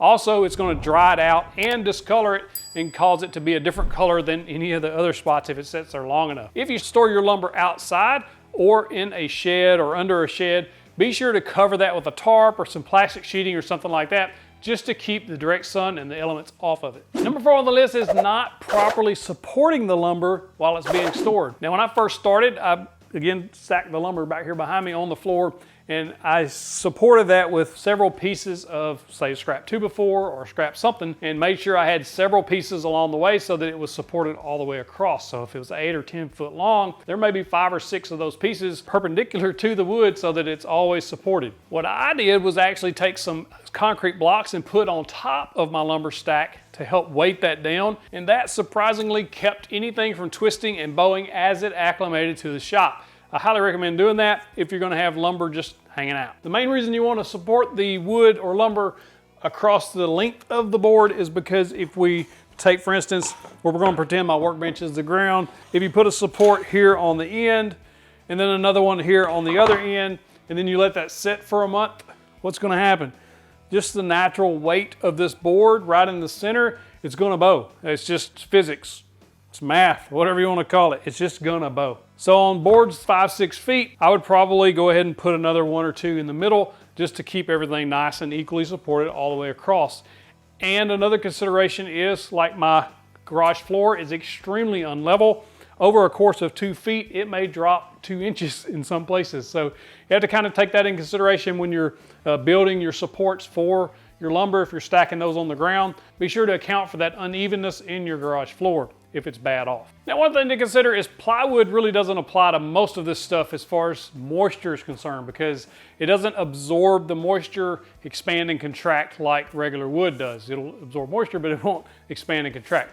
Now, it does need to be stored flat and or vertically straight up and down, because it will bow over time, especially if the humidity is changing and temperatures changing and things like that. But as far as it moving in and out, it doesn't do that. A little over a year ago, I started storing most of my lumber vertically. And the reason I did that was space saving. Now, when you do store it vertically, plywood, MDF, anything like that needs to be as straight up as possible without it causing any chance for it to tip over. And when you use your 1x, 2x, anything like that to store vertically, make sure it's well supported, because you don't want it leaning too far against the wall or it will have a tendency to bow. As long as you can keep it fairly straight up and supported, I like to use my plywood to support my 1x's and things like that, because it keeps a good flat surface. That keeps anything from bowing or twisting. And the same thing goes on the ground. I keep my lumber up off the ground with scrap pieces just to keep it from absorbing any moisture from the concrete. Vertical is probably my favorite way to store lumber. Another way I store lumber and keep it out of the way and keep it nice and flat and straight are lumber racks. I bought this on Amazon myself. I've actually got 2 of them. I'm going to install another one soon. This is a great way to support or to store shorter stock. In other words, 4 or 5 foot pieces. Most of my hardwoods I store up here. Walnut, maple, several other species. This was extremely easy to install. I mean, all you have to do is make sure you're getting into a stud, because it's going to be supporting weight, so you want to make sure it's nice and secure. I was a little concerned at first that it wasn't going to be strong enough, but it's been up here for a couple of months now. 0 issues, and as you can see, it's stacked full of some really nice hardwood. I was also a little concerned with it only having 2 supports that it would bow or twist or cause the lumber to do that, but I have had 0 issues with that, and it's spaced out perfectly so that 4 or 5 foot pieces are supported nicely and they don't twist or bend. It's a really nice product from Bora, and they're very inexpensive, so if you're interested, I'll link a link in the description for that. Of course, there's also an option to be able to store your lumber on a cart that you can roll around your shop. The reason I never opted for that was I just didn't have space for it. Those things are going to take up quite a bit of space, and in a 2-car garage, I can't lose any more space than I've already lost to essential items like a miter station, a workbench, or even this storage unit behind me. So it just depends on your shop, your needs, on whether a cart would work for you. Another great option is storage shelves. For years, I used Husky brand shelves, and I was able to store my lumber on those shelves. They're nice and flat, they're well supported, and they're up off the ground. This is an excellent way to get your lumber off the ground and have a storage space for it. I used 2 of them for years, and it worked perfect for the shop. I highly recommend those shelves, and they're really inexpensive for what you're getting. Super well made and can hold a lot of weight. Number 5 thing you should always avoid is storing your lumber in a damp or humid place or environment. Now, sometimes that can't be avoided, especially if you live in the South like me, but again, adding a dehumidifier really helped that. Or just keeping the garage door shut will actually help that as well if you're able to. Now, if you're in an area where you can't, or you don't have the room to do that, or you don't have a space to do that in, storage sheds, things like that will also help. Just try to keep everything up off the ground and covered so that it's not damp or wet. For instance, my local lumber store, Barton's, actually stores all of their lumber outside. There is no indoor storage like you see at Home Depot or Lowe's, but it is covered. And for the most part, it stays fairly dry. Now, if it's really pouring down rain, I try to avoid getting lumber from there for a day or two after so it can dry out in that open air. But with it being covered with a light rain, it usually never gets wet. Of course, it is stored outdoors, so it's going to pick up some of that moisture from the outside air, especially when it's raining or damp. That's one of the reasons why we revert back to number one. We let it acclimate. So if you pick up the lumber from the lumber store and it's damp, it's wet, it's been raining, bring it to your shop, let it sit for a week, if at all possible, 2 weeks. If not, minimum 48 hours, let it acclimate to the temperature and humidity in your shop. You know what time it is, power tip time. The reason we go through all of this trouble is to try to minimize wood movement. In other words, the bowing, the twisting, the splitting. Anything that's gonna damage your project later, that's what we're trying to avoid by storing this properly and keeping it as dry as possible. With that said, don't be overly concerned with wood movement. It's, in my experience in the last 6 years of building things out of construction grade pine, building things out of hardwood, basically anything, furniture-wise, end tables, dining tables, tabletops, breadboard ends. I've had very minimal movement in any of that. And when I say minimal, during certain times of the year, you can feel maybe two boards aren't perfectly lined up like they were when I built it. There may be a 64th of an inch that you can feel a little lip there. But for the most part, it's moving so small, so minor of movements over the course of months, it's not gonna make that much difference. So don't go overboard with worry and concern about wood movement. The main thing we're looking for when we bring lumber into the shop is to keep it from bowing, moving, and twisting before you use it. Once you make your project with it, 99% of the time, it's going to be fine. I made this little end table several years ago, and this is construction grade lumber that I bought at my local lumber store. It's pine. I bought it, brought it home, and made it probably the same day or within a few days of buying it. So wood movement was never a concern, number one, because this is such a small piece. Even on some of my end tables that we built over the years, I would buy the lumber that week and build with it. So wood movement is something that you think about, but don't not build just because you're worried about it. It'll be fine. Now, these are not end-all be-all tips and tricks, but this is kind of what I have experienced and learned over the last several years that's worked for me. Now, if it's something else works for you, let me know in the comments. These are the first 5 power tools every beginner woodworker should buy or borrow or buy used. When you first start woodworking, it can be extremely confusing on what tools to buy and what brands to go for and what tools you're going to need for woodworking, especially in power tools. So in this video, I'm going to go over the first 5 tools I think you should buy to build the type of projects you may have seen on this channel and other woodworking channels. Let's go. Number 1 on the list, or 1A, is a drill and driver combo. Now, you can buy these in combo kits, which is what I would actually recommend because you'll get a better deal because you're going to get chargers, batteries, and the drill, plus the impact driver that you're going to need for woodworking. Now, I started with this old set, the Rigid Gen 5X. I bought those in 2017. They're still going strong. Typically, most of these type tools are going to last you a very long time. It really doesn't matter the brand you pick, in all honesty. Now, you may prefer a different brand depending on if you already have a battery platform that you're in, and I do recommend getting cordless tools. It makes your life much easier. However, if you are on a budget, you can certainly pick up drills that are corded for much less than what you could pick up a cordless set. I have here in front of me 3 different brands. We've got Milwaukee, Ryobi, and Rigid. I've used all 3 of these. They're all very nice. It just depends on what you like. It may even come down that you like the green color or the red color, and that's okay if that's what you want. Don't let anybody steer you in any different direction. Just pick the brand you like and go with it. One thing to consider when you're picking out a cordless set though is the tool selection going forward. So if you plan on doing this for a while, you're going to also want to pick up some of their other options on cordless tools. So look at the brands and see which one has the type of tools you're going to want. And that brings me to 1B. I think every woodworker should have a circular saw, and the reason I put this in 1B instead of number 2 is because of the combo kits. You can actually pick up a good combo kit at a good price that includes a circular saw, drill driver, and batteries, charger, all that for a nice price. And if you're looking for deals on these, I have a deals page, 731woodworks.com/tool-deals. I I'll link that in the description and the pinned comment so you can find it easier if you'll check that daily. I post deals there all the time. But a circular saw is actually a necessary tool, especially for beginners if you don't have the other bigger tools that you may upgrade to later. And picking it up in a combo kit is a great way to save money. Classic two birds, one stone scenario. It's your classic two bird, one stone scenario. And speaking of batteries, you'll see a variety of different ones. You'll have 12 volt, you'll have 18 volt, you'll have 20 volt.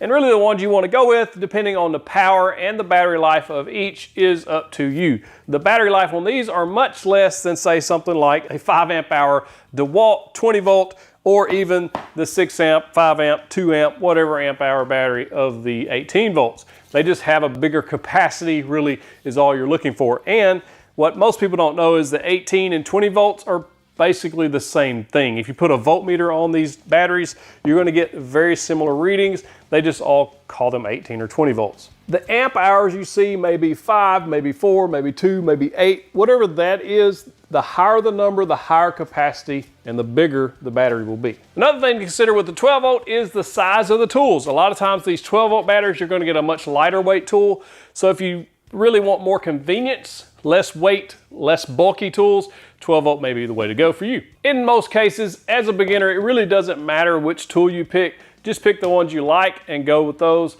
You'll be fine for multiple years to come. I'll link some of my favorites in the description below to help give you an idea. One last thing about cordless tools, if your budget allows, be sure and get the brushless line of tools versus brushed tools. What that means is the motors are brushless. Like this Ryobi set has brushed motors.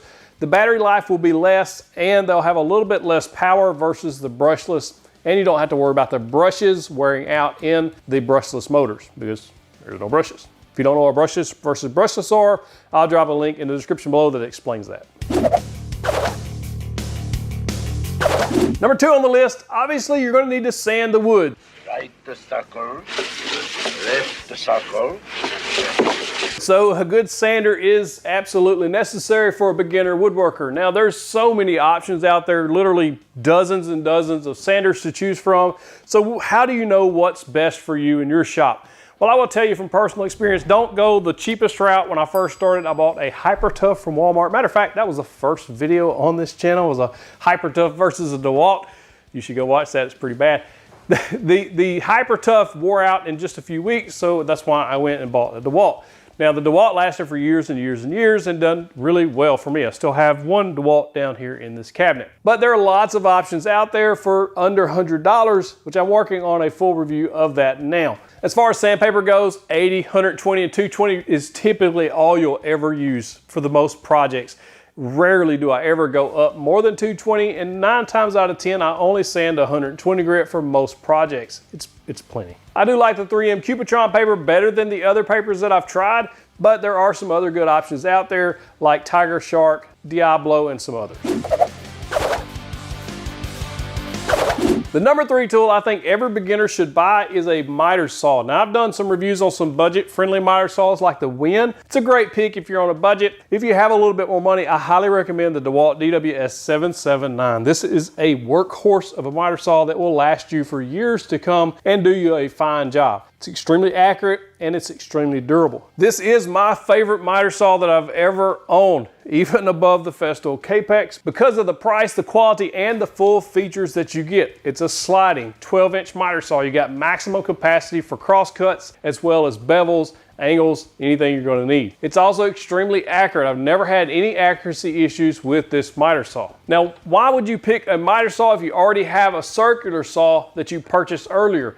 Well, one thing is repeatable, accurate cuts. So when you're building furniture or you're building cutting boards or projects and you need that accuracy every single time and without having to try to set up jigs and stops, this is where this will help you. And when you start trying to cut miters, you're gonna want something that you can set to a 45 degree or a 30 or a 20 degree angle and make that cut over and over and over, and it be the exact same every single time. That's where the miter saw shines, and I think most beginner woodworkers should have a miter saw in their shop. Now, can you use a table saw and a jig to replace some of the things that a miter saw can do? Yes, but when you start cutting long boards, it's very difficult to do that on a table saw with any accuracy. So that's why the miter saw is my number 3 pick for the must-have woodworking tool for beginners. Number 4 on the list are routers. I think a router is an essential woodworking tool, especially for beginners. This opens up a whole lot for you. You're gonna be able to make roundovers, chamfers, dress up the edge of those projects, in other words. And they're also gonna allow you to do grooves like dados, dovetails, things like that. So you can build jigs, install T-track, or many other things you can do with a router. You could also do mortise and tenon, use them with templates. Like, the options are really endless with a router. You can also put routers in router tables, and that opens up a whole nother world. Or build your own router table for your router. Now, should you pick cordless router or corded router, that's really up to you and what you're gonna be doing. If you're doing mainly edge profiles and not a whole lot of grooves, mortises, anything like that, then a cordless router will do you just fine. I prefer the DeWalt or the Milwaukee if I'm choosing the best router, but the Ryobi does really well also. My pick for the first router you should buy is actually this router. I have a video dedicated just to this router. You can go check it out. But it includes a plunge base and a fixed base. That really opens up a lot of options for you, and it's extremely reasonably priced. That's a mouthful for what you're getting. You're getting a 2¼ horsepower router, which is very powerful. That means you're gonna be able to cut dados without issue, like when I built this workbench and cut these grooves in there, in that 3/4 inch plywood to put that T-track in, extremely easy. Also, you can use this to do dovetail grooves. It just doesn't bog down as easily as these do if you're trying to cut more material. This is the DW618. It is my favorite router in the shop above all the cordless routers because of how versatile and powerful it is. I will say this, if you're looking at cordless routers and the feel in the hand matters to you, the DeWalt is by far the biggest as far as circumference goes. If you don't have big hands, this will be very uncomfortable to you to hold, where the Ryobi and the Rigid will be much more comfortable for smaller hands.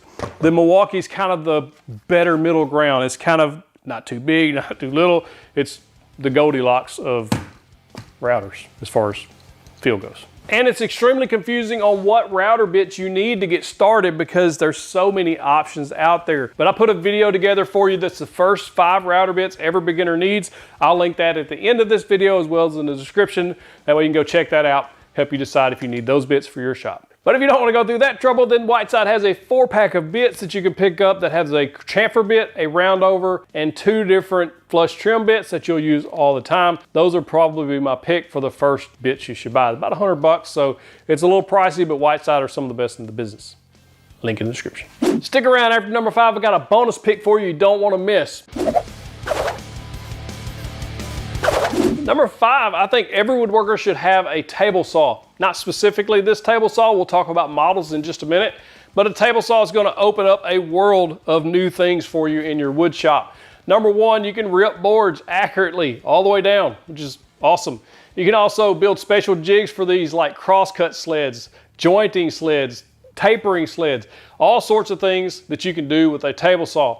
You can also cut dados and grooves and miters and many, many other things that a table saw offers to your wood shop. The reason I say 5th on the list is because all of those other tools will lead up to the table saw. Now, there may be some controversy here, as some people might pick a planer first. So if you're one of those people, let us know in the comments which one you choose and why. Now, as far as brands and models of table saws go, I would steer clear of the very, very cheap table saws, especially the ones that have fences that you can't set to get square. Specifically, one of the Ryobi table saws I've seen, I don't care for it. Harbor Freight made an older table saw that the fence it didn't have the rack and pinion fence, in other words, this gear-driven fence, so it was hard to set square. However, my pick for best table saw for beginners is a Skil table saw that you can pick up on Amazon.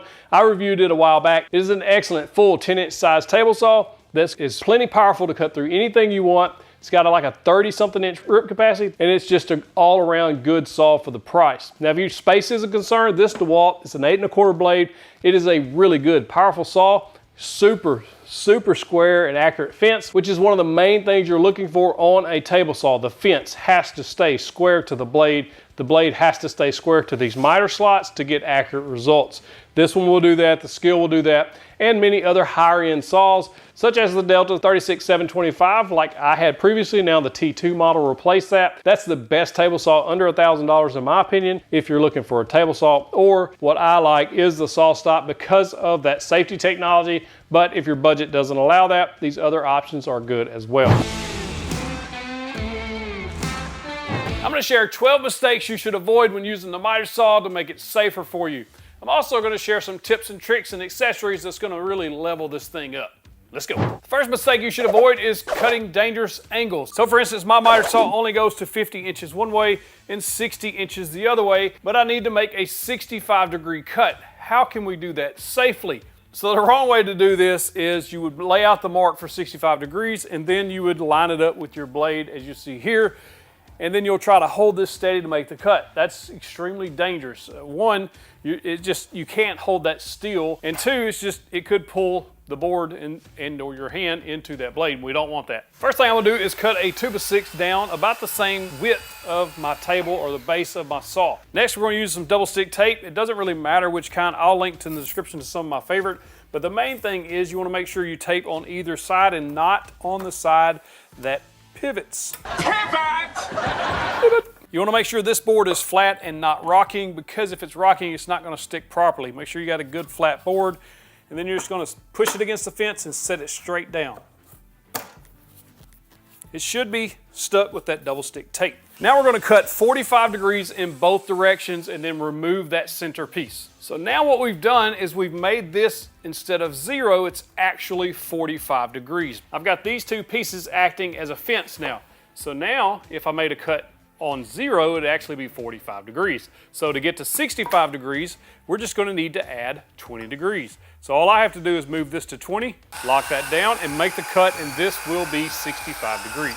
And now we have a 65, it's a very large angle, 65-degree angle, safely cut on the miter saw using our new jig.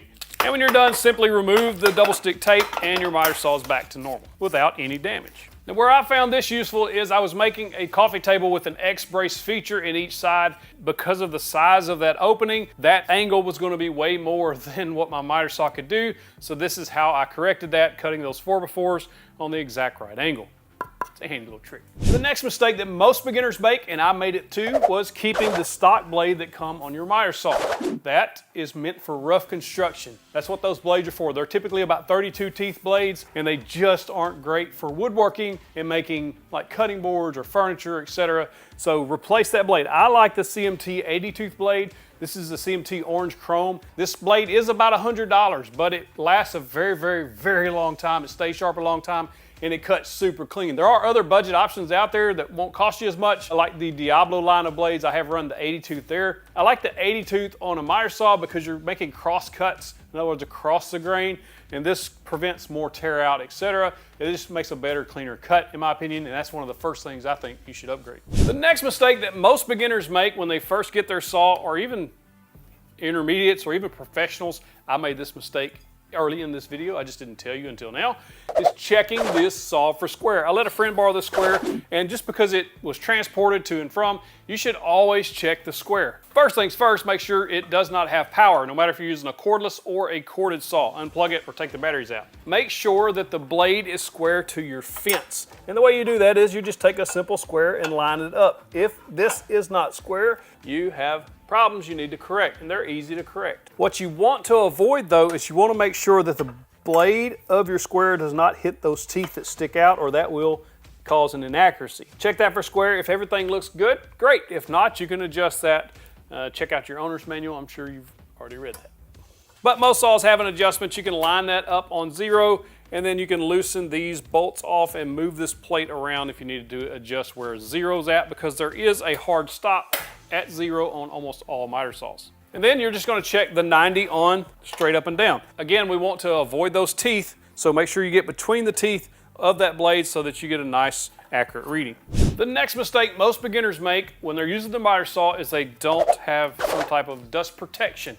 That can come in a variety of different ways. The easiest and most budget-friendly way is just to pick up a good quality dust mask. I've used and recommended RZ Mask for years. This is their new M3 model. I like the M2 as well. M3 has a couple extra straps, but I prefer the M2 because it's a one-strap thing. It's just more comfortable in my opinion. You can also get some type of dust collection via a shop vac or even a dust extractor. I use Festool CT36 on my miter saw. It works extremely well. Good air volume coming through there, and that's what you're looking for. So if you're getting a shop vac for your miter saw, try to get the one that has the most horsepower motor. It's going to pull the most air flow through there. That's going to help tremendously on dust collection. Last thing you want is a face full of dust. Some miter saws are worse than others. There's a lot of aftermarket fittings out there to help improve the dust collection. And one thing I think most beginners don't think about is they use the mask while they're cutting, and then the air gets full of dust, and then you take the dust mask off and you start assembling your stuff. You're still breathing the dust.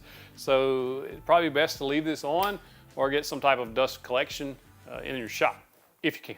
But at a minimum, get a dust mask. That's going to help out a lot. And then if you can, get a shop vac or a dust extractor. That's going to really improve things. The next mistake that I see a lot of beginners make is crossing their arms. Let me show you. I've been very guilty of this myself. A lot of times you'll see somebody grab, especially if they're right-handed, they'll grab the board with the right hand on the left side of the blade, and then they will actually make the cut coming down like this. This puts your arm in a very, very bad spot for that blade, especially if you get some type of kickback or anything like that. This is a big no-no. You wanna make sure you're holding on the right side, and most people will hold on the left while they operate the saw on the right if you're right-handed, or vice versa if you're left-handed. But don't cross your arms. The next mistake you wanna avoid is loose or long sleeve baggy clothing around this blade. Obviously your arm shouldn't be that close to the blade. However, I have seen people get the sleeve hung in the blade and get it pulled into the blade, causing some really, really bad injuries to that forearm or even the hand area. So make sure if you are wearing long sleeves that they're not baggy, especially if you're on a job site and you're wearing like a big thick coat, something like that. You do want to avoid that. If you're in the shop, long sleeves are okay. Just make sure that they're not very, very baggy, and make sure they stay away from that blade. The next mistake I see beginners make, and I've made myself, is cutting very small pieces on the miter saw.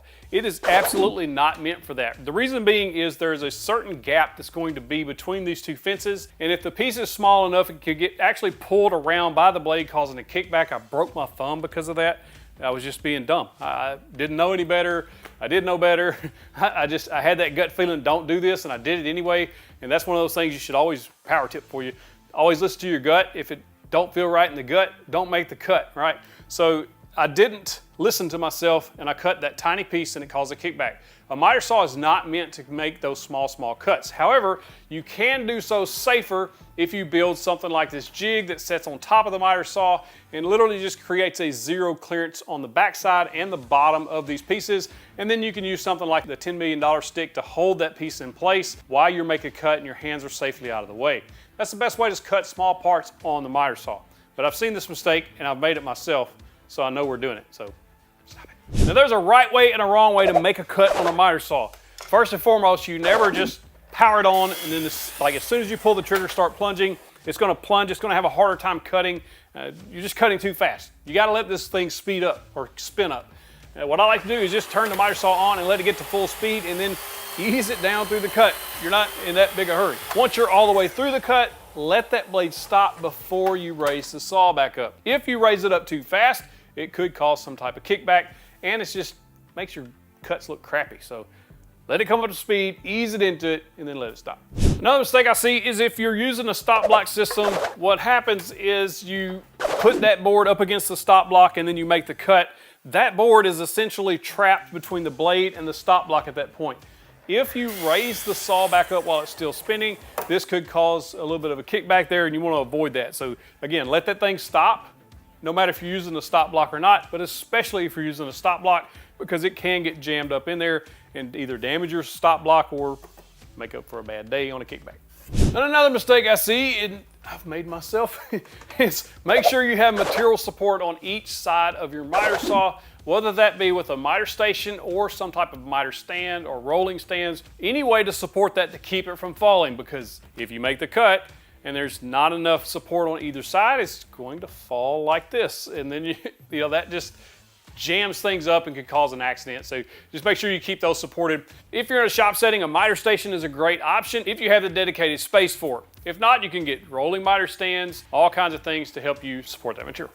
Another mistake most beginners make, and most don't even pay attention to, is this throat plate on the bottom. What that is for is so that it's supporting that material as it's being cut.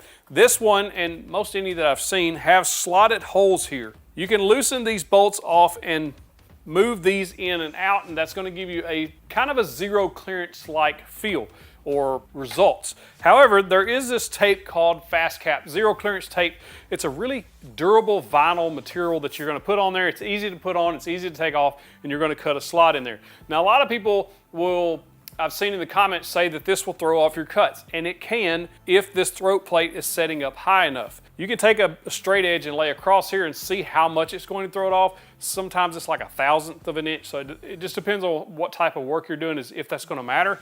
I haven't had any issues with it. I've had it on this saw on and off for years, 5-6 years, zero issues. If you have something like the Festool Capex, they make an insert. There's a company called Cauliflower that makes an insert for it. It's some type of plastic material that you just put in there and cut. Of course, if you make any bevel cuts on either one of these, then that's where you're going to damage it and you have to replace it. But this really does help keeping those small pieces from falling down in there, and it gives you a much cleaner cut on the bottom side. Even though some people call it a myth, I call it true because I've seen it and proved it. Another mistake I see beginners make, and I've almost done it myself, is on almost all miter saws, the top of the fence can move in and out. And what that's for is so you can have more support closer to the blade. And another reason it slides in and out is so when you make bevel cuts, you don't cut that aluminum fence. And you can absolutely hit that fence. If you're making a bevel cut and you haven't adjusted that fence properly, what's going to happen is when you go to cut, you're absolutely going to run into that aluminum fence and damage a blade and cut your saw's fence up. It's happened to a lot of people, and it's something that you really have to be paying attention to before you make that cut. And remember, when you put it back at zero, check the square. When you first get into woodworking, it's very confusing on which miter saw to pick for you in your shop because there's so many options out there. Literally, almost every tool company has an option. My favorite, that is like the workhorse, is this DeWalt DWS 779.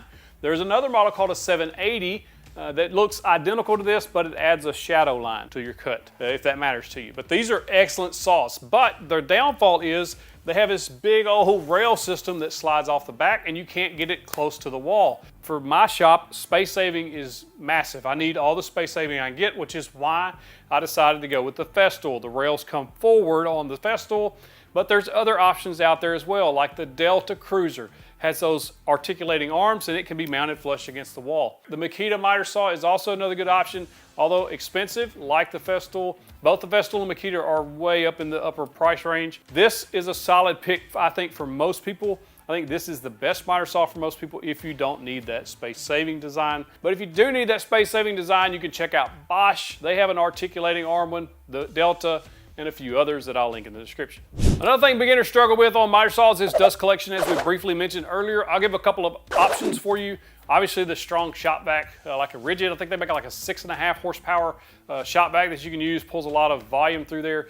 I like the Festool dust extractors, but you could also check out Bosch dust extractors, or even DeWalt makes a dust extractor that I ran with this saw for years that worked extremely well. All have HEPA filters, meaning it's going to keep those fine particles out of the air, but the key is collecting it at the source. So a good strong dust extractor or vac really works well. Here's a bonus mistake that I see some beginners make, and that's not making sure that when they build their miter station that it's perfectly flat with the top side of the bed of the miter saw. And what that's going to do is really help keep things accurate and just all around make things more useful. Nothing's falling or even moving when you're cutting.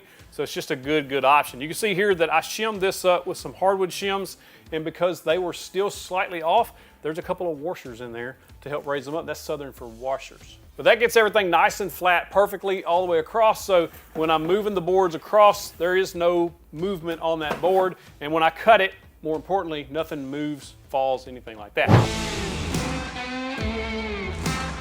The Jigsaw, probably one of the most versatile and useful tools you can get for the shop, but most beginners don't know how to use it properly to get the best results. In this video, I'm going to tell you everything you need to know about the Jigsaw, as well as some tips and tricks to get the best cuts possible with this amazing little tool. Let's go. I put links to all the tools and supplies I'm using today in the description and that pinned comment to help you find them easier. This Jigsaw was one of the first tools I ever bought for my woodworking shop. There's a couple of different styles of Jigsaws, which we'll go over the differences in those, as well as the features included in most all jigsaws. Now there's two common styles you're going to see in jigsaws, the D-handle saw, which is this one, and the barrel grip saw, which is this one. There's a couple of minor differences, but they perform the same function. So depending on what you're going to use them for would determine which saw you would pick up. Obviously the shape, this is a D-handle because it's shaped like the letter D. This is barrel grip because of the grip. On the D-handle jigsaw, the trigger itself is variable speed. In other words, as much pressure as you put, it'll speed up the jigsaw. This one also includes a variable speed on the back, so you can kind of set the maximum speed that this trigger will do.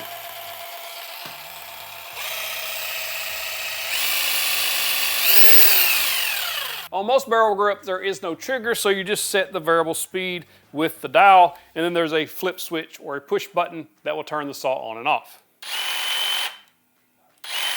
The other difference is the space savings. Now this one can get into shorter spaces, but this one can get into tighter spaces. Overall, it doesn't really matter which one you have, just use the one you got. But those are really the two only main differences. The features and the functions all work the same almost all jigsaws. As far as preferences go, I prefer the barrel grip just because it's easier to hold, it's easier on the hand, and I feel like I can get better, tighter curves with this. I feel like I got a little more control over it. Now looking at the features of your jigsaw, again, you will probably have some type of speed setting there. The higher the number, the faster it's gonna go. The lower, obviously, the lower it's gonna go. And you're gonna see switch on the side, usually 0, 1, 2, 3, something like that on this. What that does is set how much this blade is oscillating or going straight up and down. When you set it at 0, this blade will not move forward, it only moves straight up and down. There's reasons for you to use each of those settings, which we'll go over later, but in a nutshell, if you set it at 0, then it has 0 oscillation, it's going straight up and down. You're gonna get cleaner cuts, but it's going to be slower.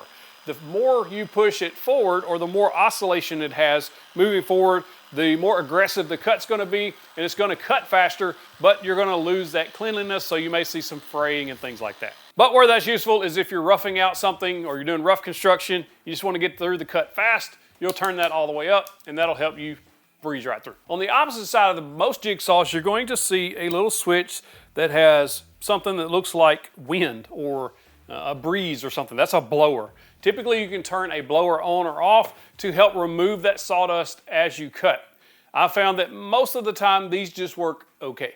And you're still gonna wind up going and blowing the dust out of the way. Most jigsaws come with an anti-marring shoe. This whole bottom is called the shoe. And there's just a plastic cover that you can pop on and off should you want to. But that will help keep things from getting scratched up and scuffed up, especially if you're working on plywoods and things like that. It'll help not mark up your wood. Now there's two styles of blades that you can choose from that depending on your jigsaw, which one it'll accept. These all accept the T-shank blades, and as you see, it looks like a T. And all that is toolless blade change. So on this one and all the jigsaws that I have, you flip that switch and you can put the blade in without having to have a tool. There's another one called a U-shank, and there's a hole in the middle, and you literally have to have an Allen wrench to change those blades. It's a pain in the rear. If you're buying a new jigsaw, be sure and pick up the one that uses T-shank blades. Other than that, the features on the jigsaws, corded versus cordless, I'm going cordless all day long. They're much more convenient, plenty of power to do anything a jigsaw needs to do, and you don't have to wag around or be tied to a cord. Now, if you've never used a jigsaw or you're just a beginner and you're looking at blades, it can be confusing because there's so many different options. I'm gonna go over those to help you sort out which ones you really use in the shop. First, there's one's called upcut and one called downcut, or they may even say reverse cut. And what you'll notice is on the upcut blades, the teeth are literally pointing towards the top or up towards the top of your blade.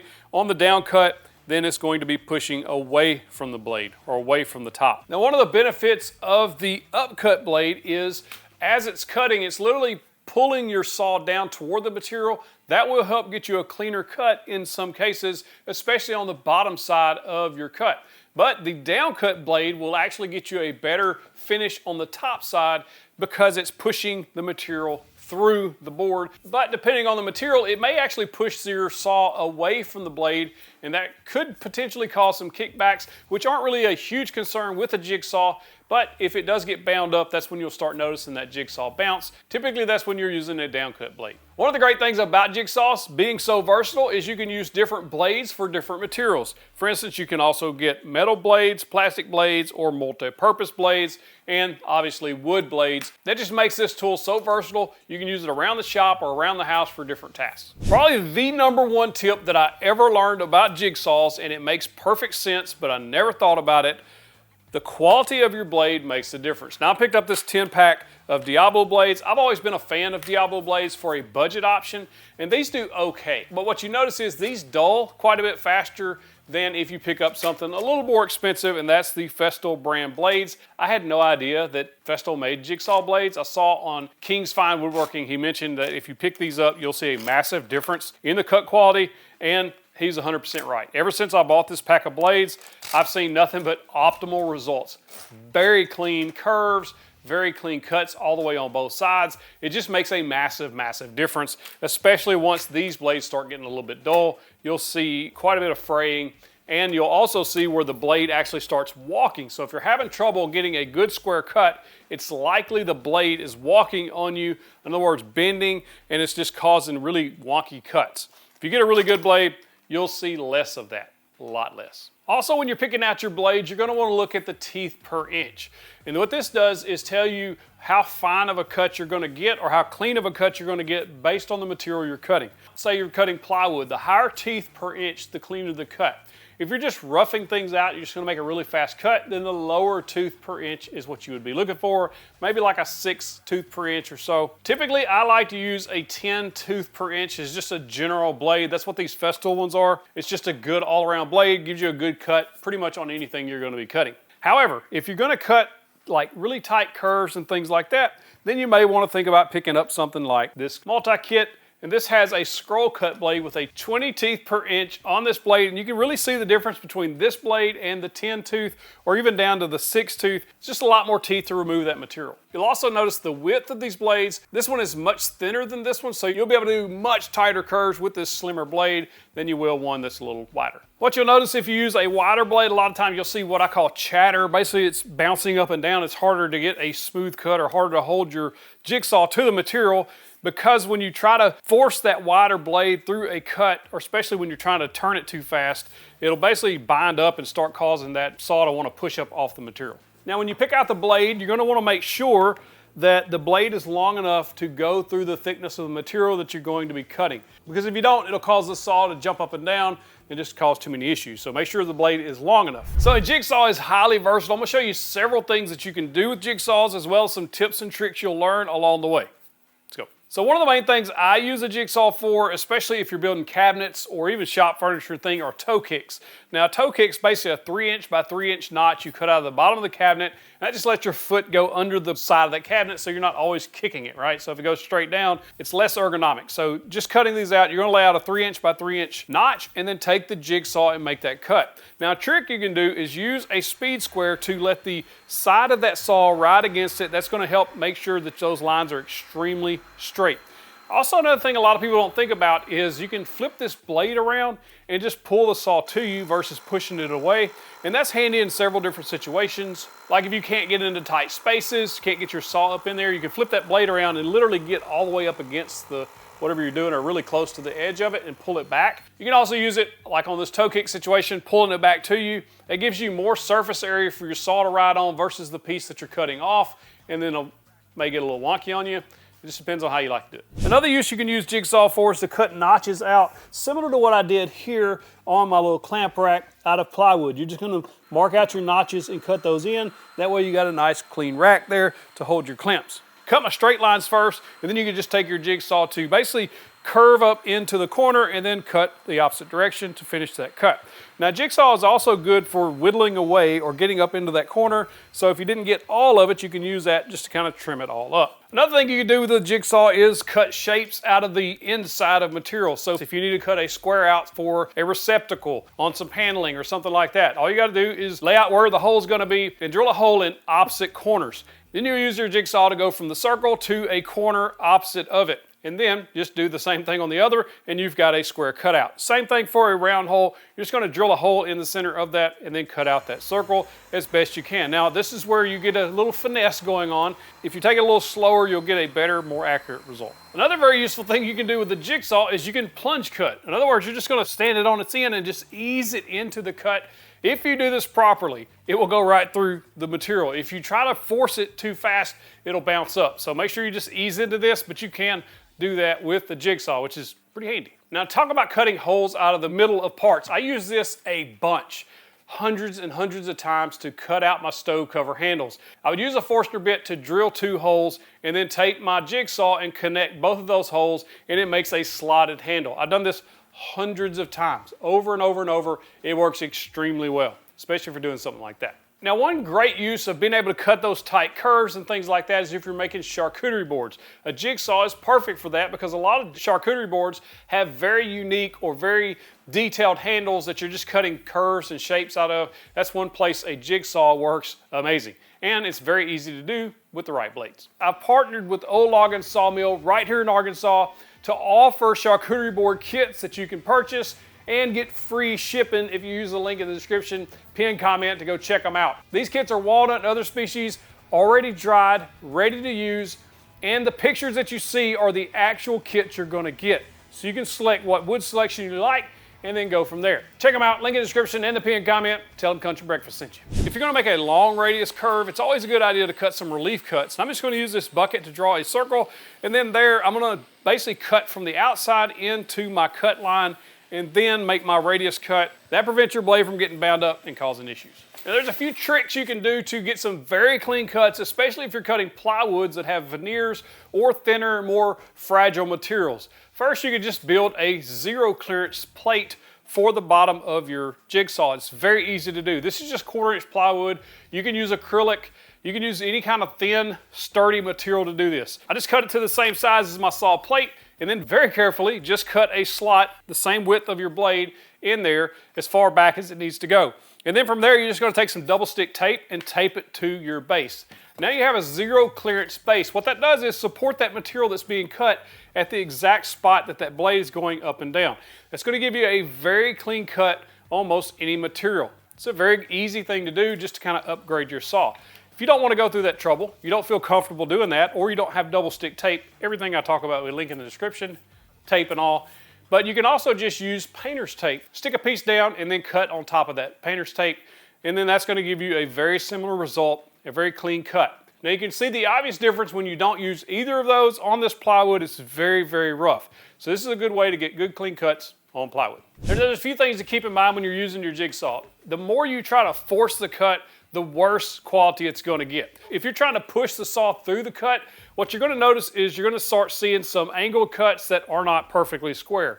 And if you try to do that on a curve cut, then you're going to also notice that it's binding up and those cuts aren't going to be as accurate. So just let the saw do the cutting and you'll get better results. Now here's a perfect example. This is the offcut of the 2x12 piece that I cut. I started out really slow and just let the saw do the cutting. You can see it's perfectly square at the beginning of the cut. At the end of the cut, I was pushing it pretty hard to try to force the saw through the material, and what you'll notice is it is no longer square. What happens is you're causing that blade to deflect as you force it through the cut, and you're getting much less accurate results. So just let the saw do the cutting. You'll get perfectly square cuts if you're using those good quality blades. I'm going to show you 5 tips to instantly improve your wood finish on your projects, specifically on pine projects like most of us use starting out. There's certain things you need to do to make sure you get that flawless finish. I recently built this table. It's all out of pine from Home Depot. Most of all my projects that I made on the channel have been out of pine. I built hundreds of these projects over the years, from stove covers to tables, and I've learned some valuable lessons on what not to do. And today I'm going to share with you those 5 tips. Let's go. Before I show you how to finish this table, if you want to build one just like it, I have plans available for this and many other things on our website. Go to 731woodworks.com/store and check those out.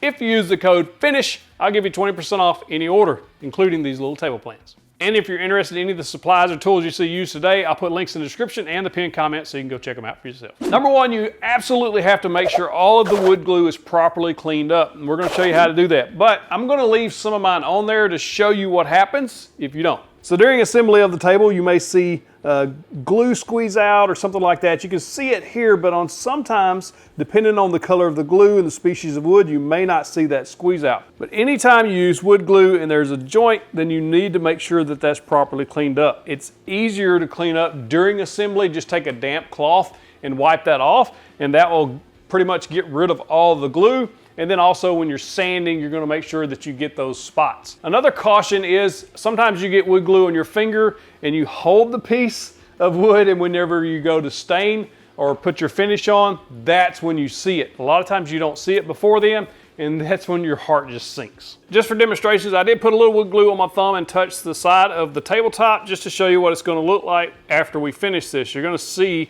how that changes things when you put your finish on. Tip number two, if you want to make this look very professional, like you absolutely knew what you were doing, is fill the knot holes and the voids in the wood before you sand it. This is really easy, and it's specifically made easy because of a company like Starbond. They have CA glues, which are basically colored glues that dry extremely fast. Now, I've used them on a ton of projects before. I've even made a couple of specific videos on how to use them, but I'm gonna show you really quick how easy it is and why you should do it. When picking out the color that you're gonna fill these knot holes, you need to know what color you're going to be staining with. Now, I know that I'm gonna be staining with dark walnut for the top, but if you're picking a lighter color, you may wanna go with a lighter colored CA glue. Or if you're just gonna be painting this, it really doesn't matter if it's clear or black or anything like that. The darker the color, the darker the wood glue. It'll make it blend and look more natural. This stuff is very affordable and very easy to use. We got a knot hole there. You can fill the crevice in there or the void, and all we're gonna do is squeeze that into that void. I like the medium thick for these purposes. It's not too thin, not too thick, Goldilocks, just right. Just gonna put a little dab on there, and you'll also get some activator, and you'll spray that activator on there, and that's just gonna make that dry within about 30 seconds. We have several of these knot holes up here that we're just gonna do the same thing. This one actually goes all the way around it, so we'll just apply the CA glue around the knot. Now, one of the main reasons you wanna do that is to prevent that knot from working its way out later. I have seen that happen. You finish the project and that knot hole is actually loose and you don't know it, and then it pops out. You don't want that happening on your customer or on your project. So go ahead and, this is gonna seal those in. A little bit of this stuff goes a very long way. I'll drop a link in the description below to my favorites. Another good reason to fill knot holes is to prevent that from splitting as it ages. You can see that one has split in 3 different directions. This will just bind all that together and keep it from splitting out later. Number 3 on the list is sanding. Nobody likes sanding for the most part, but it's an essential step to get that perfect, flawless finish. We put that CA glue on there. We're gonna make sure that's nice and smooth. For the most part, on sanding, when you sand things, don't put too much pressure down on your sander because that will create those swirl marks that we all hate. And just make sure that you get all your saw marks and things like that off of there. If you don't, you'll see them, especially if you're staining, you'll see those saw marks left in the edges of your wood. On the edges of your wood, if you hit that with a regular sander, it's gonna deform that, especially if you've used roundovers. So I highly recommend using like a contour pad. This is the one I use, and it just basically forms around the edge of that profile so it doesn't damage it. It just sands it smooth. What I like to do after I get through sanding with my orbital sander is I'll take something like this sanding mouse and go with the grain just to give it a final sand at 220. I always sand with the orbital sander at 120. I rarely go above 120 on furniture pieces. But on the sanding block, I'll put a piece of 220 grit on there and just sand with the grain on all the surfaces. That just helps remove any of those sanding marks that may have been there. But if you use like a 80 grit, 60 grit, something like that, that's gonna put a lot of deep scratches, especially in softwoods like pine. That's why I highly recommend staying at 120 grit or above. Another thing you wanna be sure and look for are clamping marks. In other words, where you've clamped the boards down, you may see where your F-clamps have indented the wood a little bit, or any type of clamp you're using really, you'll see that circle or those half circles. You want to make sure that you get those sanded off because if you don't, they'll absolutely show up in the stain, which I'll show you in a little bit. After you get through sanding, you absolutely want to make sure just take your shop vac or whatever and vacuum up any of the bigger loose dust you can get. And then I highly recommend a microfiber cloth like these. They're very inexpensive and they remove a lot of the dust that you can't see and you will not remove if you just move your hand or a vacuum across the surface. You can see here how much dust came up just from the top. We'll wipe the whole surface down before we move on to step number 4. If you skip this part and if you don't remove the dust, especially from the top, when you put your finish on, that dust will get embedded into there and it'll be very difficult to get off later. In other words, when people touch the top of your product or your surface of your table, they'll feel that bumpy, gritty feeling. You don't want that. Step number 4, before you stain it, you want to wipe everything down with mineral spirits. This is also going to remove some of that dust from the previous step, but it's also going to reveal some things to you. A lot of times if you wipe this down, you'll see where you've got sanding marks, those swirl marks, and where you've left the glue, like you see here. This is 4B. This is still part of the staining process and essential on softwoods in my opinion. I've stained dozens of projects without this stuff and hundreds of projects with this pre-stain conditioner from Minwax, and this stuff works. Some people say this mineral spirits and this are the same thing, but I just disagree. What this will do is remove the blotchiness or the miscolorations in wood. A lot of times when you stain pine, you'll see some really nasty looking dark spots and things like that. This helps prevent that. It's a good idea here to put some gloves on. This is very simple to apply. You're just going to take a terry cloth and dampen it and wipe the entire project down. And this will take about 30 or 45 minutes to dry after you wipe it on, and then we'll move on to 4C, staining. And 4C, I think is where we're at. We're just gonna put stain on. There's no magic secret to putting stain on. I do recommend the best applicator for stain, in my opinion, are old t-shirts, like old white t-shirts, like undershirts, because they don't have any lint, things like that. A terry cloth also works well, which I'm using here. The only thing to be cautious with on terry cloths is sometimes they will kind of snag in any splinter that may be there. When applying stain to the underside where you have pocket holes, like in this project, the good old-fashioned Q-tip, aka cotton swab if you don't use Q-tip brand, you'll just dip it into the stain and then run it into the pocket hole. This is by far the easiest way to stain inside pocket holes, and I recommend putting stain in there. One, it helps seal it, but most importantly, it makes it look better to your customer if they ever look underneath the piece of furniture. That way it's just not an unstained piece there. As far as applying stain goes, I always like to put it on the underside first and then the top side, and then you'll want to let your stain dry about 24 hours before we move to the next step. Wipe it on fairly liberally. You don't want it pooling up. I think a lot of people make a mistake by putting too much stain on, and that's really not the purpose of stain. It's just to stain the wood. It's not really to flood the wood. It's not like an oil finish where you're dipping a cutting board or something like that into mineral oil and it's soaking into the grain for a period of time. That's not what stain is for. Stain is just to color the wood to the color you want. It's basically painting it, but not. And you may notice some dark splotches here, and that's what you'll see when you don't use pre-stain. Once I get it coated, I'll take a clean part of the rag and just wipe lightly any excess, and then we'll move on to the edges before we flip it over. I like these little Craig blocks because they have these little rubber nibs on there, and that prevents this from sliding around while I'm trying to stain something like this. Anytime you have a crack or a gap, you want to put a little extra in there and let that finish soak into that, just so that it all colors it up right. Now this is extremely important, extremely important. Listen, do not throw this in a trash can or in the corner of your shop or anything like this. These can actually self-combust in the right conditions, so make sure to dispose of these properly. What I like to do is take an old stain rag, I set it away from the house, outdoors, for a couple of days, and then I discard it in the outdoor trash can. I do not put these in the trash can in my house or in the shop or just leave them laying around. Never do that with stained or oily rags. Now we just applied the stain to the top and we have a problem. Remember, I talked about sanding marks as well as glue marks. This is where you will see those. I bared down on the sander on purpose to show you what will happen if you push down too much pressure and you don't sand that off with that sanding block. You can see those little swirlies. That's from the sander, as well as on the same edge I did the same thing, and you can see those swirlies there. And while that's not a huge deal, it will hurt your feelings, especially if it's on a large project and you have a bunch of them. If you remember where I put my thumb in the glue and accidentally touched the top, then you're going to see that come out in a lighter spot in your stain. If you see this on any of your project where there's a light spot, that's wood glue. And that's what the wood glue has already filled the pores of that wood, and the stain couldn't soak in there. So you're going to see that lighter spot, and that's going to really hurt your feelings. Now you can fix that, but you have to sand off the stain off of that edge or wherever that glue spot is. If it's on the top, you have to sand that back off. If it's on the top, pretty much you have to sand a large area because you want everything to mix and blend back together. So in this case, this tabletop here, if I had a glue spot on top, I would sand the whole thing back off and repeat the whole staining process. For the edge, you can just sand this edge, then stain it again. When staining or painting the base, always turn it upside down and paint and or stain the bottom side, then we flip it over and do the top side. It's much easier that way. Now I've applied this lighter color stain to the base and I can already see the flaws because the stain will highlight anything you've done wrong. There is a clamp mark. There is a clamp mark. You can also see the swirlies right there. And then if you'll take notice of the back side of these, I did not apply pre-stain conditioner. They're much darker and more blotchy than the front side. And now you can really see those saw marks that I was pointing out earlier. They were difficult to see before the stain was applied, but now that the stain is applied, you can clearly see them.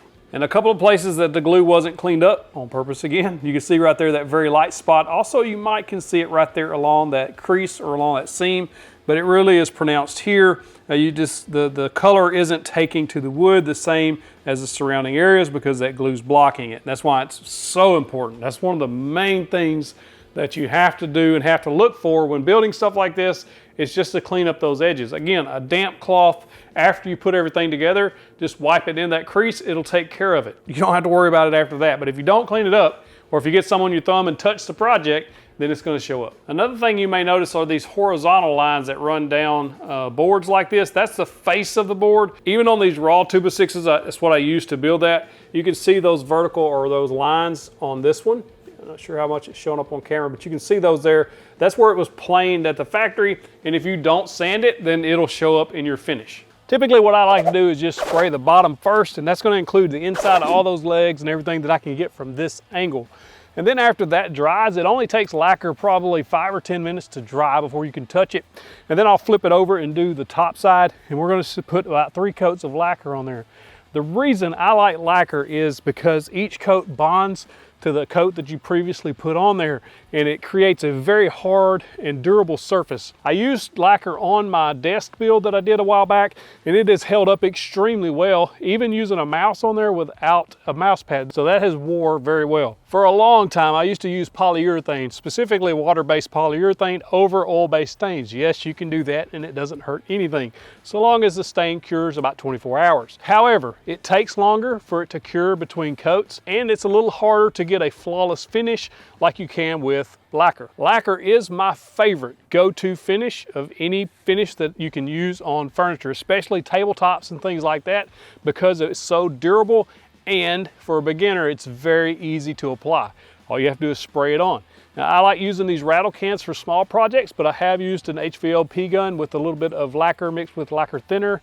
I've got a video on that on my desk build. I'll link in the description, as well as a link to the polyurethane video if you like using that. So I like to put 2 coats of lacquer on, and I'm waiting about 30 minutes between each coat. And then before I put the final coat on, I'm going to take 320 grit sandpaper, very lightly sand the top of this, and just remove any bumps or anything that you may feel in that. And then we're going to wipe that down with a microfiber cloth. Then we're going to spray our final coat of lacquer. This stuff is so easy to apply. Anybody can do it. What you never want to do is spray lacquer in an enclosed environment such as a garage, which is why you see me outside. Fumes will come off of this thing, and it makes it very difficult to breathe, and it's quite dangerous actually. So don't breathe this stuff in without a respirator if you're going to spray it inside. I prefer to bring everything outside to spray it. A couple of quick tips on lacquer is you don't want to spray too heavy. In other words, don't make it pull up or drip. And all you're doing is putting a very light coat. I used to hold the can about 6 or 8 inches away and then just make equal passes or even passes on there. Super easy to do, and it'll come out nice and flawless. Just don't stop and cause a puddle. Also, I'm using satin here. You can get gloss, but I prefer the satin. It just looks more natural. After the final coat, I let that dry for about 30 minutes before I bring it back inside. At that point, as long as the temperature is above 50 degrees, it should be dry, and you'll be able to tell if it's tacky or damp feeling or even sticky feeling. If it's not, then it's dry and ready to come in. Now wait about 24 hours before you set anything on top of that, like a cup or a lamp or a plant or whatever you built this table for. Overall, the table looks fairly nice, even with the on-purpose mistakes that I put into this to show you what not to do. However, if you take the time and do it properly, it'll look that much better, which will command a higher price and make your projects look more professional. As a beginner woodworker, it can be confusing and sometimes a little scary on figuring out which router to use and how to use them properly. In this video, we're going to go over everything you need to know about routers for a beginner woodworker. Let's go. Routers are some of the most versatile tools in a wood shop. It's probably one of my most used tools in the shop. I use one of these several times a week for various tasks. You can cut grooves in wood very easily and very accurately with a router like you see here, whether that be a straight groove or a dovetail groove for different purposes. And you can do what is the most common use for most routers, or edge profiles. In other words, dressing up the edge of your woodworking project so that it looks more professional. There's some dangers involved in using a router. We're going to cover that so you feel more comfortable and safer while you do it.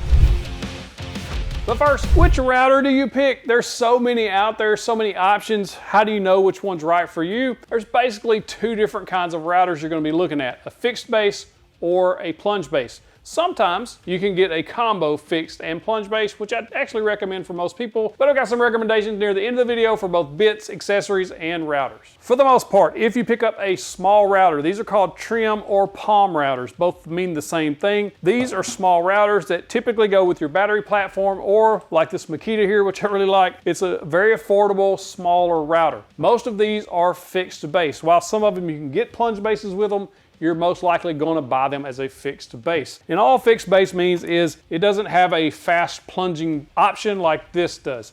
In other words, you set it and forget it and just use it like that. Now, a plunge base can be useful for various tasks. If you're just wanting to make several shallow passes at different depths, you can set this up to do that. The way a plunge base router works, it has this depth stop that is completely adjustable. If this is the highest setting we're going to go, we're going to back this off and we want to turn this little dial to the highest setting. From there, we're going to lock this little pin on the side end, and then that's going to give us our highest setting. This is as high as we can go. So now every time we turn this dial, that gives us a 1/4 inch drop. And there's a positive stop there too. That allows me to plunge 1/4 inch. I can turn it again, I can plunge another 1/4. Turn it one more time and I can again go all the way to the bottom or through the material, however I need to set that. So what I would do is set this high setting where this bit is just touching the surface of the wood I'm going to cut. That way every time I turn that, we're going deeper and deeper. Similar to what I did when I put this play button in the middle of this workbench. I was able to cut that pocket out for that play button to go in just by taking small, shallow passes. That prevents tear out. It makes it easier on your router bit, and it just cuts better. Now, if you're needing to do fine micro adjustments to make sure you're not going too deep, you're going to use this setting here with the little flathead screw. This allows you to dial in the perfect depth that you need. Then I also use the plunge base to surface this so that it's perfectly flat with the rest of the table. And a lot of people use plunge bases to surface wood or flatten slabs, things like that. There's a multitude of uses for a plunge base, but you can do some similar things with a fixed base. It just depends on your use case and what you're going to be using them for. One thing I absolutely recommend, no matter which router you go with, is get a variable speed, because speed matters, and we'll talk about that when we get into the bits. A variable speed lets you turn down the speed that the bit is spinning, and you're going to want to make sure the router you're picking has that. Most routers do, but some, like this router that I have, are not variable speed. It's just a fixed speed. That works okay for edge profiles, but when we get into the bigger bits, you're going to want to speed those down a little bit. Nearly all of these routers have the option for an edge guide. Some of them come with edge guides. Edge guides are probably one of the more useful tools that you can add to the router. I would highly recommend, if you have the budget and it doesn't come with the router already, go ahead and add that to your cart. You'll use it all the time. That's going to help you create grooves and things that are offset from the edge, and it's going to keep you parallel to that edge. I use mine all the time. One thing a lot of beginners get confused on is what direction do you route in? If you think about a router bit similar to a table saw blade, or any blade really, the blade is spinning and cutting the wood because you're feeding the board into the teeth of that blade. A router bit is not that much different, as it has blades on it. No matter what style bit you're using, it's wanting to cut that wood. So you see when this one is spinning, you want to feed that board into the bit in most cases. On this board, for instance, we're going to be moving from left to right, and you're going to be pushing the router into the wood. You'll feel the resistance there. It's wanting to go back the opposite direction because it's spinning that way. It's like a tire on your car pushing your car down the road. This is very similar to that. It's wanting to push the router back to the left in this instant. You're just going to put a little force into it, hold it nice and snug, and you're going to get a nice clean cut in most cases. And I say in most cases because if the bit is chopping away at the wood and you see that wood grain right there leading out to the edge, sometimes that bit will hang in that wood grain and tear that wood or split the wood, especially like this.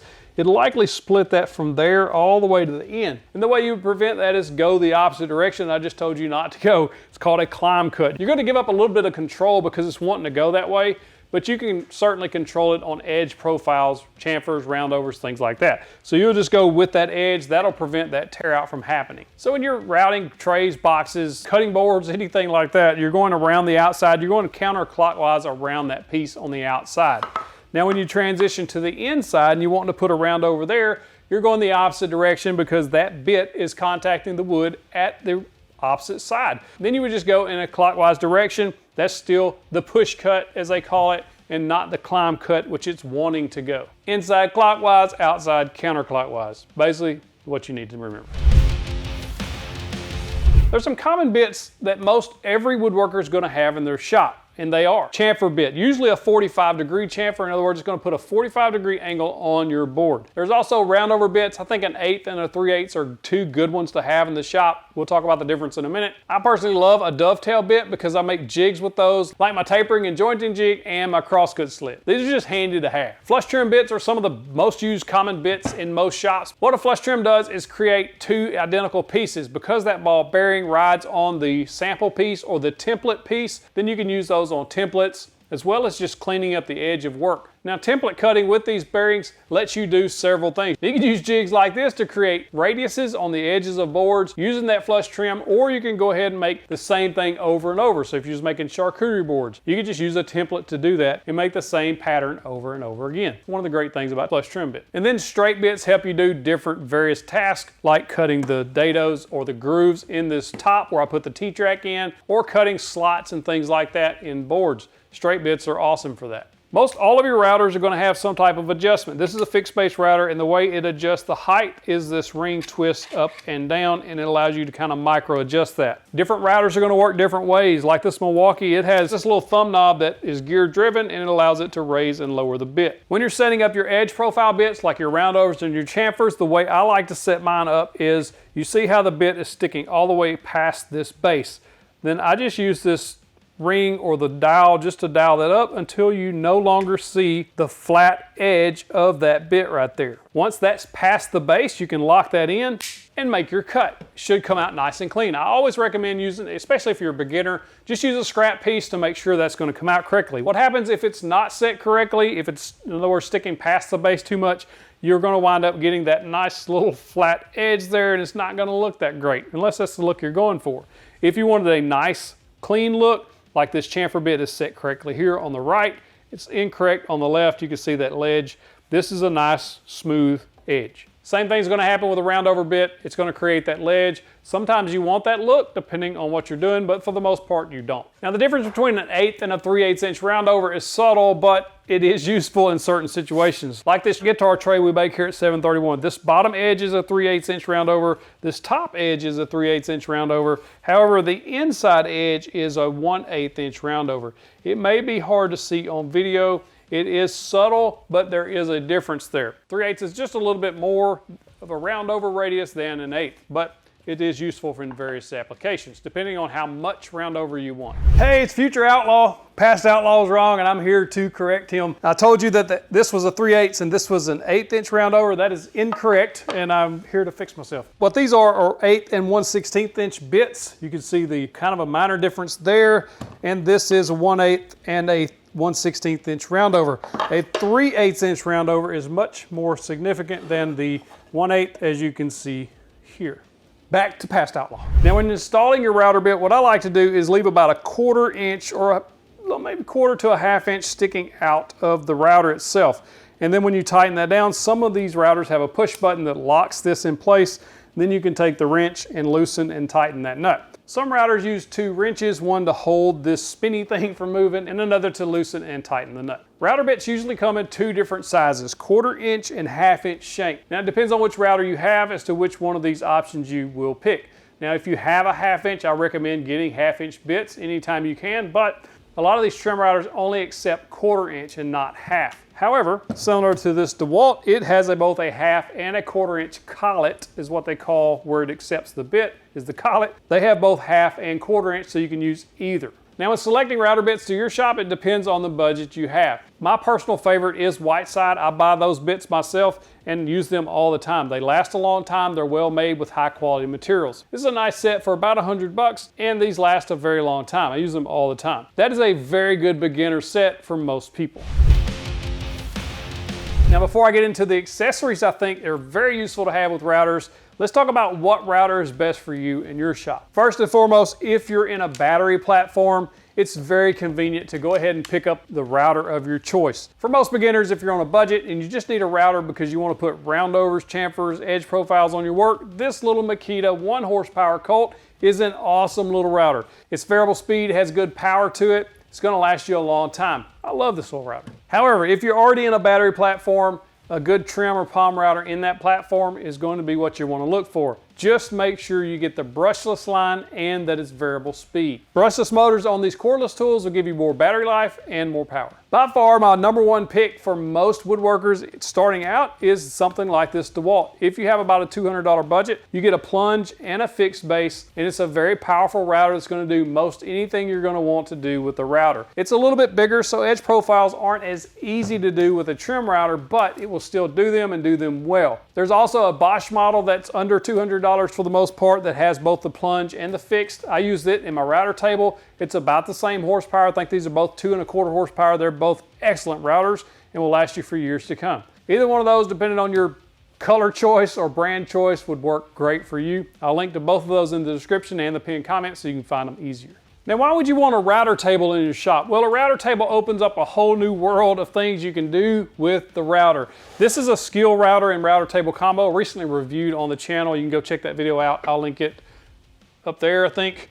You can go check that out after this video. This is a really nice router table for beginners, about $200 or under, depending on the sale. A few things a router table allows you to do. #1, small parts like these boxes, trays, things like that are much easier to put that edge profile on there because you got that flat surface to work on. You're going to get a nice consistent round over or edge profile on cutting boards, any kind of boards or anything you're making like that, picture frames, stuff like that. It's a really nice way to do that. You can also set up stop blocks for different things, like making grooves or slots in wood like you see here. It's just a really nice way to do things. Or you can just cut 90-degree grooves across boards using a little push stick or a miter gauge or anything like that. Also, cutting out templates and things are much easier on the router table. You also get better dust collection on the router table versus what you get on a handheld router. All in all, if you have the budget for a nice router table and router combo, these are nice to have. I'm gonna show you 5 ways to upgrade your table saw so that it cuts better, cleaner, and safer. The #1 and easiest upgrade you can make to your table saw is absolutely the blade. The blades they send with most table saws are absolute trash. Even the stock blade that came on the saw stop is not that great. They're trash. They just throw them in there because they can. I don't know. Most table saws are like that. With the exception of the DeWalt job site saw I have here, this blade's actually pretty good for what you're getting. Now there's several different blades to choose from out there, and if you start looking, it gets confusing on what is the best blade for you. I'm gonna give you my picks from good, better, best. Good, a lot of people will kind of frown on this, but the Diablo line of blades are very good for what you're paying for them. They're very inexpensive, and they last a decent amount of time. Now, they will not last as far as sharpness goes as long as some of these other brands, but if you just want one that's in a good budget range, these are good blades. I ran them for years on my old Delta table saw. Kind of the middle of the road, the one I really go with the most, the one I think most people should buy is the CMT Chrome Edition blades. I've been running these for a couple of years now, especially a good 50, 60 tooth, 40 tooth all-purpose blade. These are fantastic blades. In that tooth range, 40 to 60 is kind of a combo tooth, so you can do cross cuts and rip cuts and not really have to worry about much tear out. If you're doing a lot of cross cutting or sheet goods, then 80 tooth or so would be better. But for most of us, the 40 to 60 tooth range is perfect. I usually keep a 40 tooth blade on my table saw in most conditions, 40 to 50 tooth depending on which one I can find on sale. There are some really good high-end blades too if you're doing a lot of work, especially like production work, or if you just want to buy once, cry once, get the best of the best. There's 2 here that I have. I've used this Force blade before. I think it compares really closely to the CMT line. I really wasn't overly impressed with it. One thing that I have liked though is the Ridge Carbide. They did send me this to try out. I've been running it on the table saw for a few weeks now, and I've been very impressed with the quality of this blade and it's made right here in the USA and by a good small company. So far I like it. I'll link to all of those in the description. You can make your decision on what works best for your saw. While we're on the topic of blades, if you don't have a good dado set, I bought this one myself a couple of years ago, and it has been an absolute awesome thing to have as far as a table saw, especially if you start doing half laps or you're cutting dados. This dado set is absolutely necessary as an upgrade and not really bad for the price. It'll save you way more time than what you're actually spending on the price of these. The number 2 upgrade that will not break the bank is a miter gauge. Even this saw stop costs almost $4,000. Comes with an embarrassingly bad miter gauge. I don't know why they cheap out on this stuff, but you can get an upgrade, which I did. I purchased this one. This is an Incra V27. This is a very good miter gauge for the price. It's a simple design. You can put a faux fence on it if you want. What I like about the Incra V27 is it fits in a standard T-slot, so it'll work on this job site saw as well as the bigger cabinet saw. But this is one of those tools that you will never regret buying, and it's less than $100. I think they're around $80 or so, depending on the day or the deal you get. This is a good upgrade to make for your miter saw. Now, if you got a little more money to spend, you want something a little bit nicer, a lot more features, you can check out the Harvey Compass. They sent me this a few years ago, and I just love having it. They do have an upgraded version now that has a few more features than this one, but this one has been good to me. I like it that it has the fence already on there. It has a lot of micro adjustments that you can use. It's just an overall well-made tool that I've had zero trouble out of. The third upgrade you should make to your table saw is to build you a crosscut sled. If you've never done this, this is one of the easiest builds you can do. All it takes is some plywood, a little bit of time, and some good plans. I've got some good plans on this one. This is my iteration on a crosscut sled. It has handles on the back to make it safer so that your hands are never near that blade. It's one of the things I love most about this sled. It also has a miter fence that lets you cut any angle that you so choose. Because I use the match fit system, you can use their clamps here as well to hold down the parts so you can ensure that your hands don't have to get anywhere near that blade. That's why I call this the safer crosscut sled. And stop blocks so you can cut most anything. Now what you're going to use this most for is cutting small parts or to ensure you're getting square cuts. That's one of the main things I use this thing for, especially if I want to make sure every side is completely square, because I know for a fact this is square because I built it that way. And the great thing about this sled is you can adjust it to fit any miter saw. It'll fit on a job site saw, it'll fit on one of these saws. All you'd have to do is make it a little narrower or wider depending on your saw. It's pretty easy to do. I have a whole video on how to make this. That way you get yours exactly right too. I'll link that in the card above as well as in the description. 3B is the tapering and jointing jig. These are extremely easy to make. All you need is a piece of plywood, a dovetail bit, and a router. Anybody can make these, and it's going to make your life easier. If you don't have a jointer, you can edge joint with this jig as well as taper if you're making tapered legs or any other thing you need tapered. This is one of the handiest little jigs that's very easy to make. It'll take you about 20 or 30 minutes to make it max, and it's something you'll use all the time. I have a whole video on jointing without a jointer. I'll also link down there, which includes how to build this. And the last jig is this. Kind of looks like a spaceship thing. This is a thin rip jig. It goes into any standard T-slot. What I like about this jig is it's cutting the thin pieces on the left side of the blade. In other words, you're going to set this jig to the thickness of the thin stock you want. So if it's 1/8 inch, you'll cut that first piece 1/8 inch, then you'll move your fence over, make the second cut. That second cut's also going to be 1/8 of an inch. Then you move your fence over. You don't wind up having such a tiny space between the blade and the fence that you can't get that cut, or not safely anyway. I like this because it's cheap and it works. Number 4 on the list is this. It's the Jessam stock guides. If you cut a lot of sheet goods or even thinner stock, this really helps hold the stock against the fence. Because of the way these things are designed, they have rollers that are kind of slightly tilted towards your fence, and it literally pulls the stock or the plywood or the wood, whatever you're cutting, toward the fence. Keeps it pressed tight against the fence so you don't have any deviation in your cuts. This is an extremely easy upgrade. Jessam makes some amazing tools. I've been extremely pleased with this. I built this jig based on a design my friend had. I have free plans for this jig. If you have a saw stop and you want to make the same kind of jig, they're on the website.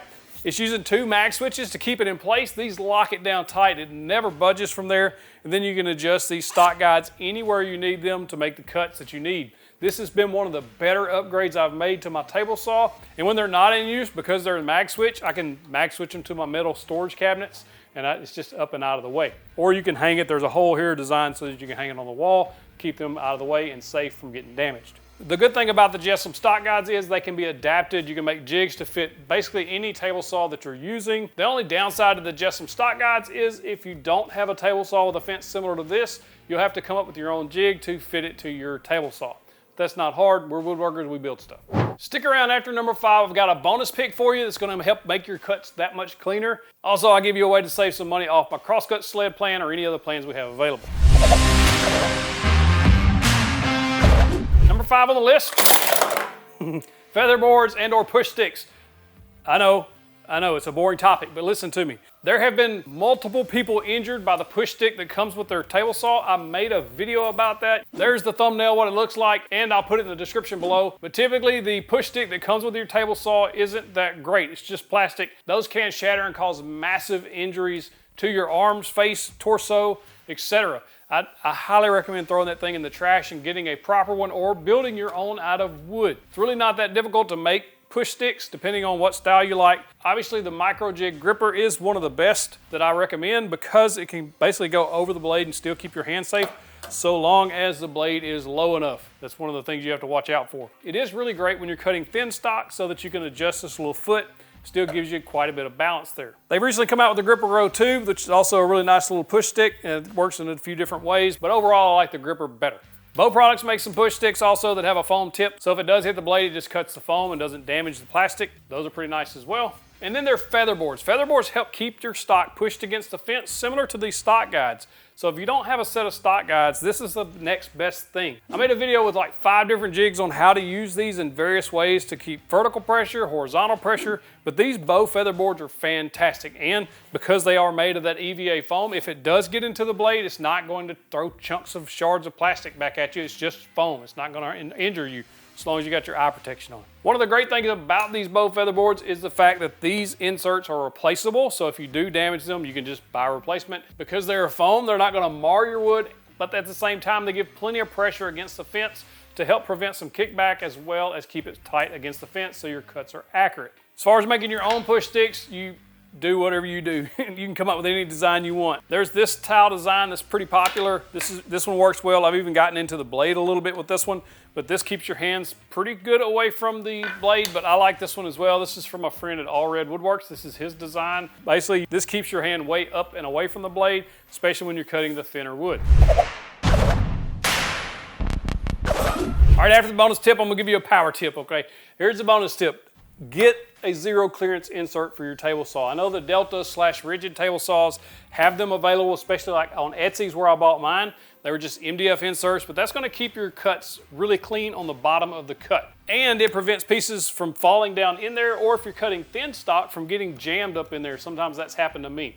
One of the great things is with a zero clearance, it's not gonna stop up your dust collection because those chunks don't fall in there either. So it just depends on your table saw model. You can usually Google or search it for on Amazon or Etsy and find the inserts pre-made. SawStop makes their own that you can find on Amazon as well.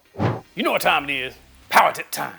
The power tip is, I don't care where you're at, what your skill level is, you should buy a tourniquet for your shop. Why? Because these things will stop the bleeding and allow you to have time to get help. If you cut a major artery on your table saw or any other tool in your shop, you literally have about 90 seconds before you black out, give or take. These will save your life or someone in your shop's life.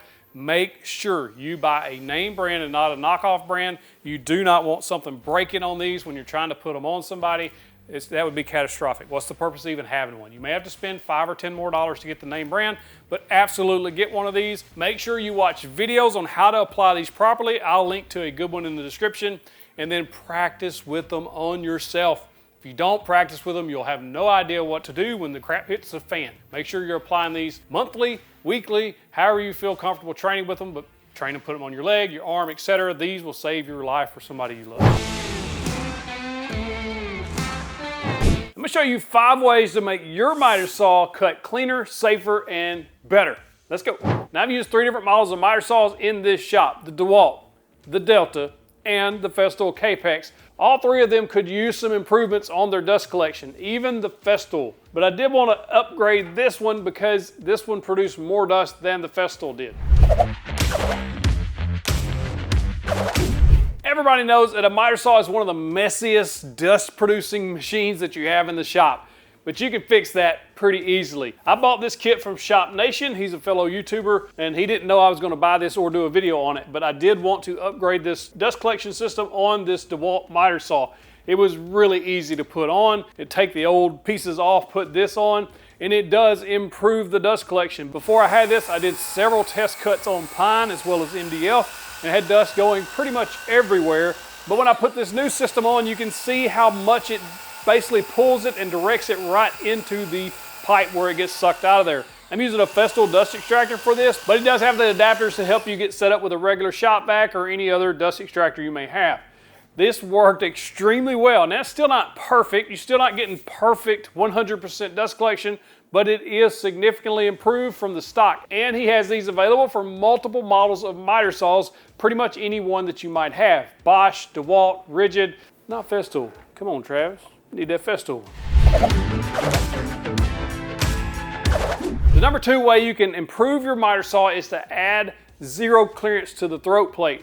Now there's a couple of ways to do this. You can build your own throat plate. What I've liked and used on this DeWalt is, for years I've used this stuff. This is a Fast Cap zero clearance tape. It's like a vinyl tape that has a really sticky back. It's easily removable when you want to change it out, but it's also easily to put on. You just stick it on and cut, and now you've got a zero clearance. This produces a much cleaner cut on the bottom side of the cut than if you're just using the standard throat plate, because that throat plate is wide. It has a very wide opening, and that leaves room for little bits and pieces to fall down in there, and you have a lot more tear out with those. Now, if you have a Festool Capex, you can do the same thing, but with an actual physical insert. This is UHMW plastic stuff that inserts in there. You can change these out easily as well.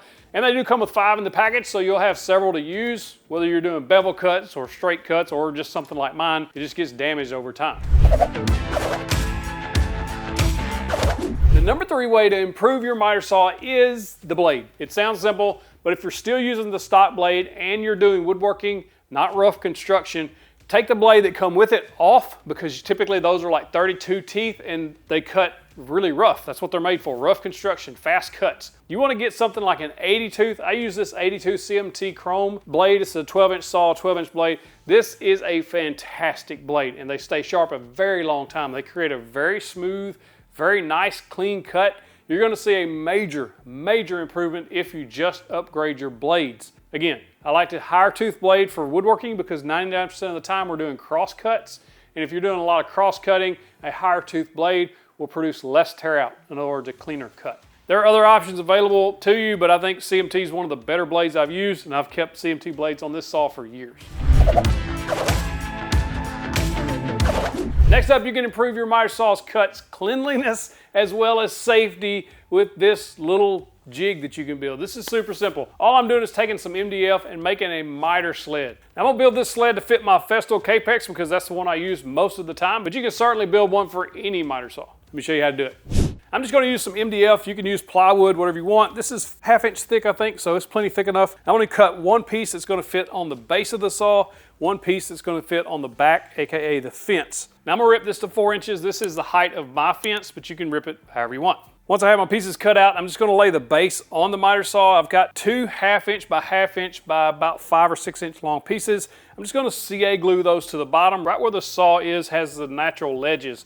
This is going to let me put that base on every time, exactly the same place, so it's always square. Once that's glued on, I'm just going to put the fence on the same way, a little CA glue and activator. You can always reinforce this with screws if you want. Then you're just going to set the depth setting on your miter saw. Make sure you set the depth setting or you're going to cut your piece in half. You don't want to do that. I'm just going to cut about 1/8 inch deep in this material. That way I've got a 0 clearance on the bottom. It's going to give me a 0 clearance on the back. I'm going to do 45 on each side, but that will notch out the back fence so you can add a little faux fence down below. That'll solve that issue. That's it. Now you're able to cut small parts and without tear out on longer parts.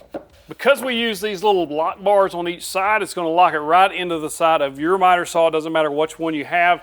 It's going to slide on there and be perfectly square every time, and it's not going to shift left and right. That's going to give you a perfectly clear line exactly where you're going to have to cut every time. You know where that blade's going to go, and it's going to give you a much, much cleaner cut because you have zero clearance on the bottom and the back. Not only that, it's going to be much, much safer to be able to use this to cut very small parts like you see here. Just make sure you use something to hold those small parts, like this is a $10 million stick from FastCap. I'll link to it in the description. When cutting extremely small parts like that, it can be very dangerous to use a miter saw to cut those because there's no support on the back of those on most of your miter saw fences. But when you build something like this little miter saw sled, it gives you extreme support on the bottom as well as, most importantly, on the back, so it doesn't twist and pull back into the saw and cause a kickback and or an injury. Now, if you primarily only do 90-degree cuts and don't worry about the 45s, then don't even do those and notch out your fence back there. You won't even have to use this secondary fence down below. Just make sure you set the depth setting on your saw blade so that it doesn't cut all the way through this, because if you do, then you've got two pieces and it's no good. Number 5 way to improve your miter saw is to build a proper miter saw station if you're in a dedicated shop. I built this one last year, but there are tons of options out there for you if you want to get some ideas of what works best for you. But this has really helped as far as the accuracy goes in my cuts. Because I was able to incorporate a stop block system in this, which I never had, I can get repeatable, accurate cuts now, and it helps with organization in the shop. Not really to do with the miter saw, but it's just kind of a two birds, one stone scenario. It's your classic two-bird, one-stone scenario. Now you got a place for your miter saw, you can have stop blocks, and you have organization and a place to keep like dust collection or dust extractors. It just really helps upgrade your shop. When I was looking for a miter saw station to build, I had to design my own because I was in such a small space. I wanted something compact. This is only 6 feet long, about 2 feet deep, so it takes up very minimal room. That's what I love about this one particularly. Because this miter station is so compact, I needed a way to break down longer stock whenever I bring it in the shop. So I did incorporate this wing that flips up when I need it, down and out of the way when I don't. I'm going to show you 10 ways to upgrade your shop to make it safer, more efficient, and all around more enjoyable to be in. One thing to note, these upgrades aren't meant to do all at one time. This is something you kind of plan for and do over a period of time, which is what I have done over the last 7.5 years. It's taken a while, but we slowly get there. Number 1 on the list is lumber storage. Now, it took me a while to add this to my shop, but I wish I had done it much, much sooner, because now that it's up off the floor and out of the way, it just frees up a lot more floor space and it keeps everything nice and organized. Now I'm using these from Bora. They're called Bora wood racks. I'll link to everything in the pinned comment and the description to help you find these easier, but they are very easy to install. Literally just find a couple of studs and drill into them. They hold like a few hundred pounds, 300 pounds, something like that. I thought at first when I put these up there, I was quite nervous that they weren't going to be able to hold the weight, because I do have one of them stacked full of hardwoods, but they've been up there for over a year now and not a single issue. They hold all of this lumber. They hold a bunch more than what you would think. Another concern I had about these were, because it only has 2 posts, I thought that the lumber would sway or bend or bow or twist. That's not been the case. They've been flat and kept everything nice and flat. I think these are some of the best value lumber racks you could buy. If you don't want to buy these, you can certainly build your own or build your own lumber cart, etc. It just depends on how much space you have and how you prefer to store your lumber. The number 2 upgrade I recommend everyone make is lighting. Now, lighting makes a huge difference when you're able to see your projects, your cut lines, where you're marking. It makes a massive difference in the shop. If you're working in a garage and it's usually have 1 or 2 regular light bulbs up there, when you upgrade the lighting, it'll be literally like night and day. These that I have in here are called Barinas, I think. I've had these for a few years now, and they daisy chain together. There's 10 of them. You put 5 on one circuit, 5 on the other circuit. In other words, 5 on one plug-in, 5 on the other. And then you just hook them together, and when you power one on, all of them come on, or at least 5 of them come on. And it really does brighten the shop up massively over what a regular light bulb will do. This will make a giant difference in your shop, and it won't break the bank. I think 10 of these cost about $200, maybe a little less, where you can get 5 of them for about half of that. So just a small investment will make a big difference in your shop. So this is what it's like when I don't have those lights on, but when I do turn them on, you can see a massive difference night and day. Shop lights on. Pretty big difference, huh? The number 3 upgrade I suggest you make is, if it can be mobile, make it mobile. One of the first things I built for my shop was a mobile tool cart for my planer to be able to move it around. Later, I built a new cart to hold my planer and my jointer as well as several other tools, and it is also mobile, so you can move it around wherever you need it. That makes a big difference in small shops because you can move things out of the way or outside or out in the middle of the floor or anywhere you need to actually get the work done, and then you can store it out of the way when you're done. Also, mobile bases for other tools like bandsaws. I bought a Win one first. I don't really recommend that one. It kind of failed on me. But I did wind up upgrading to a Grizzly brand, and it works very well. Make sure you get a good quality, read those reviews on those mobile carts that fit your bigger tools, because that will make a difference. But being able to move that in and out of the way has been huge. I can have a good sized bandsaw in the shop, but it doesn't take up a bunch of floor space, and if it's in the way, literally just roll it out of the way. And also the SawStop big old table saw is also on a mobile cart so that I can move that around the shop, because there's only about 3.5 feet between the garage door and the saw. So a lot of times I'll move it around over there on the other side of the workbench and use that to saw wood and etc. Use this as my outfeed table and still have enough room behind me that I can cut large sheet goods, etc. with the garage door closed. I also have this rolling 5-drawer mobile workstation that I bought from Milwaukee Packout. You just move this around the shop. I like having that around when I'm building or working on something. I can just move that cart where I need it, but it's on wheels as well. If it can be on wheels, put it on wheels. Speaking of tools, another upgrade I suggest you make is tool upgrades, and not buying new tools to replace your old tools, but replacing the stock blades that come on your tools. You'll see a big difference in a lot of different tools. Even the SawStop come with a very cheap blade on it. I like CMT orange chrome, especially for my table saw. That's what I run most of the time, a 52 combination blade. I like that style blade, just gets a lot done. And they're not overly expensive. They are a little more pricey, but you do get what you pay for there. They're one of my favorite blades for that saw. But I also like the Diablo line of blades because they're a very good value and you get a lot out of them. I used them for years on my miter saw as well as my table saw. Never had any issues with them. They stay sharp a decent amount of time. I do think the CMTs last quite a bit longer. That's why I tend to gravitate toward those. But if you're on a budget, definitely look at those Diablo line. Now, if you just want the top tier blades, buy once, cry once type things, look at Ridge Carbide or even the Forest line of blades. Although I'm more of a fan of the Ridge Carbide than I am the Forest, but that's probably personal preference. Also think about your router bits. If you're using the more budget line, say like Skill, etc., they're really not meant for a lot of production work. They'll get by for a few projects, but once you start making a lot of stuff, you want to look at more higher end bits. I like the Whiteside brand. There's a 4-piece set that I really recommend for beginners. It has the chamfer, it has a roundover, and then 2 flush trim bits, one with a top bearing, one with a bottom. I think that's a really good starter set for under $100, and these things last a very long time, just using them under normal conditions. Another good tool upgrade you could make is the miter gauge that comes with most table saws. I know Harvey comes with a really good one, but other than that, SawStop doesn't really come with a great one. I like the Incra line. It will fit in standard T-slots on most all table saws, even the DeWalt job site style saw. The Incra V27 is the model number. It's under $100. It's a very nice miter gauge, very accurate. So if you want to look at one of those, it's a good upgrade to make. Another upgrade suggestion is tool organization and storage, and there's a bunch of ways to do this. You can make your own or you can buy it. There's, I guess, 2 ways to do it. But there's a bunch of different options here to store and keep your tools organized, and that's where the efficiency comes in. Because if you always know where to grab your tools, where they're located, you'll be able to work faster. And I know a lot of people are on time crunches. They're trying to balance their family life with their work life, with their side woodworking business, and time really is of the essence. So looking for a tool for 20 minutes wastes so much time. If you know where it's at, it makes your life much easier.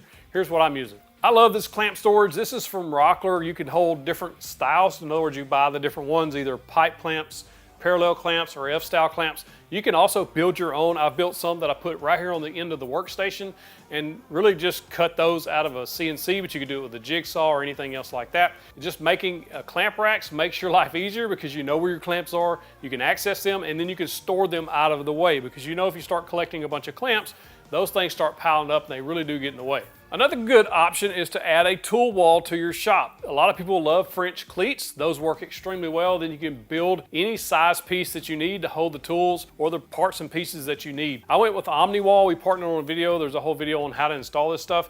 I really like this set. There is places for your drills, there's shelves for your batteries and chargers, and just a whole basically organization system that you can put into your shop, including socket holders and all kinds of stuff. But it is a little pricey, so I'll steer a lot of people away from this. So if you want to build your own, it's a good option to do that and get your tools up where you can see them. They're easy to access. Another option for storage are toolboxes you can buy at the big box stores. I bought this at Home Depot. This is called a Husky. There's a video on me assembling this. This is a Husky Hutch, and it comes with one side cabinet, and I purchased another side cabinet to match. And this is what I'm doing with mine. In one side, I've got paints and glues all stored in there. Yep, that's a pretty good way to store those. On the other side, I have my cordless tools stored on the top, and then down on the bottom, I have lumber storage, scrap wood down there. Now the drawers is really where I'm able to stay organized, and this was kind of my goal of like 2021 is to get organized. Now I'm using these little small boxes are on Amazon. I'll link to those. They are very inexpensive, and they're perfect for holding small parts and odds and ends. You get like 32 boxes for like, I don't know, not a lot of money, less than $30, right around $30. And this really helps you stay organized. My set of Tecton wrenches here came with these organizers, and that's really handy to keep those all in one spot. The little small parts organizers are also perfect for tools or even loose sockets, whatever you got to store, wrenches, pliers, anything. But I'm not without my junk drawers. I have a few down here that just collect random stuff, so just be cautious about stuffing too much in drawers. I'm guilty of that myself. Next on the list, small parts organization. As you start woodworking and building your shop, you'll start gathering up screws, bolts, nuts, etc. And these things can really get jumbled up. So having a way to keep those separated is a really good option. I showed some really nice, affordable boxes just like a couple of weeks ago on the channel. These are from Tay Tools. You can get like a set of 4, very inexpensive. These are excellent little storage boxes for the price. You can also pick up stuff like this Milwaukee one, not pack out. This one's much less expensive than the pack out or rigid. Most everybody, tool brands making these small parts organizers. You can pick these up anywhere. I'll link to my favorites in the description below. This is a great way to keep everything nice and organized. This will really speed up your process when you know exactly where that 1¼ inch pocket hole screw is versus that 3-inch regular wood screw is. It really helps keeping all that stuff organized. It helps you work much faster. Then of course you can use pack out or whatever tool brand you like that has those organizers to keep your bits, tools, everything else like that stored. I like my pack out, but you do you. And speaking of small parts organization, don't sleep on magnetic trays. You can get these about anywhere. I've got some linked down below to Amazon. You can get these at Harbor Freight, etc. But they're really great to hold bits and parts and pieces and screws. These things are really handy to have. Another upgrade I really encourage people to do when they can is flooring. Now, a lot of people have like epoxy floors in their garage. Well, some people. Most of us have concrete, which is what I have. And standing on that for hours on end really does bother my back, my legs, my feet. And so one thing that I did early on was I started buying what they call horse stall mats. You can buy them at any farm store, like Tractor Supply, or if you got a local farm store, ask about horse stall mats. These usually come in 4 foot by 6 foot pieces, and they're about 3/4 inch thick. These things are heavy and they're really hard to move around. But once you get them in place, they typically stay there. Now what that did was it really did relieve a lot of stress. These are very hard rubber mats, so you can still roll your tools around without any issues, but it doesn't hurt your back and legs like concrete does.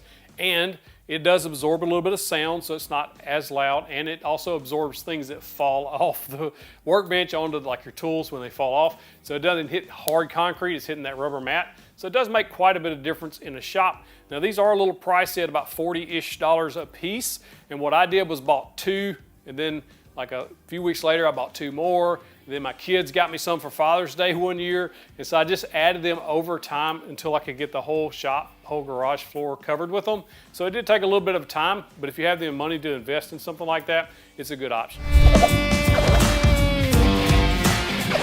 Next on the list, one of the best upgrades I've made, especially because I'm in South Arkansas and the humidity is so high here like we're talking 80, 90, 100% humidity most of the summer. A dehumidifier. Now these are a little more pricey too, depending on what model you get. But I have run one of these in this shop since like 2019-ish, and it has made a massive difference. Even though I do have a mini split now, before I had the mini split, the dehumidifier runs all the time. I have a hose that goes under the garage door and out to the side of the house and drains so that I don't have to empty the tank, because I tried to empty in the tank and I was doing it like 2 times, 3 times a day. These things make a massive difference in the way the temperature feels, even if you don't have climate control. So if it's 95 degrees outside, you have the dehumidifier on, humidity outside's 90%, inside is 35%, it makes a massive difference, And another benefit is your tools don't rust as fast or at all. I've had 0 issues with rust since I put in the dehumidifier, and that was well before I got the mini split. Even my gym equipment, a lot of it's bare steel stuff, it doesn't rust. A lot of people have rust issues with this stuff. Cast iron tops on your table saw, on your jointers, etc. This dehumidifier will solve most of that. Another upgrade I encourage a lot of people to make if you're in a garage is insulating the garage door. I thought this was going to be expensive and I thought it was going to be a pain in the rear, but literally all this is like a piece of 1-inch foam, hard foam board that you can buy at any home store. They just cut to fit in between these panels. This makes a really big difference. That's the east side of the house, so in the mornings the sun rises and shines right on this garage door until about noon or a little after. And so this door heats up big time in the summer. This has made a big difference. And in the winter, actually, it's made a lot of big difference too, because this metal gets so cold. This really does help a lot too. This is one of the least expensive upgrades you can do to your shop that does make quite a bit of difference. And they also make kits for garage doors too that you can purchase. If you want to do one of the kits, it probably looks a little cleaner, a little better, but this board works well too. And I always get this question, how do you hang your track saw tracks on a garage door? These are called track racks that I got on Amazon. I'll link to those as well. You can also use these on the wall or garage door or anything like that. They work really well to keep your tracks up out of the way. If you want to stick around after number 10, I got a couple of bonus picks for you that will really help upgrade your shop. Number 10 on the list is an extra work table that you can put away. Now, I recently done a video on this topic. These are really handy for extra finishing tables and just extra workspace when you run out of or you have a project on your normal workbench. Having an extra workbench in the shop. Now, how do you have an extra workbench if you have one that's already taken up a bunch of space? Well, it needs to be storable. In other words, you need to be able to fold it up and get it out of the way. Then you pull it out only when you need it. So if you're having to finish extra product, or you just need a place to put things while you're working on another project, these are excellent options for you. I like the Boris Centipede. It's probably my pick for most people because it takes up very minimal space and you can literally just buy the base and then use a piece of plywood, but the top is very nice, gives you some clamping options, etc. And then there's also the Ryobi Speed Bench as well as the Festool MFT table. You can build your own. I built one that you can fold and unfold up. There's a whole video on that I'll link to in the description.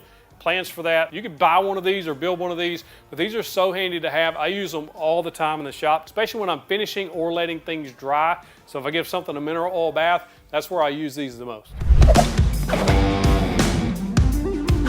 Next on the list is dust collection. And this is a big deal for a lot of people because dust collection can be pricey, but there's ways to work your way up to that. One way I did it was, when I first started, all I had was a rigid shop vac. Use what you got, right?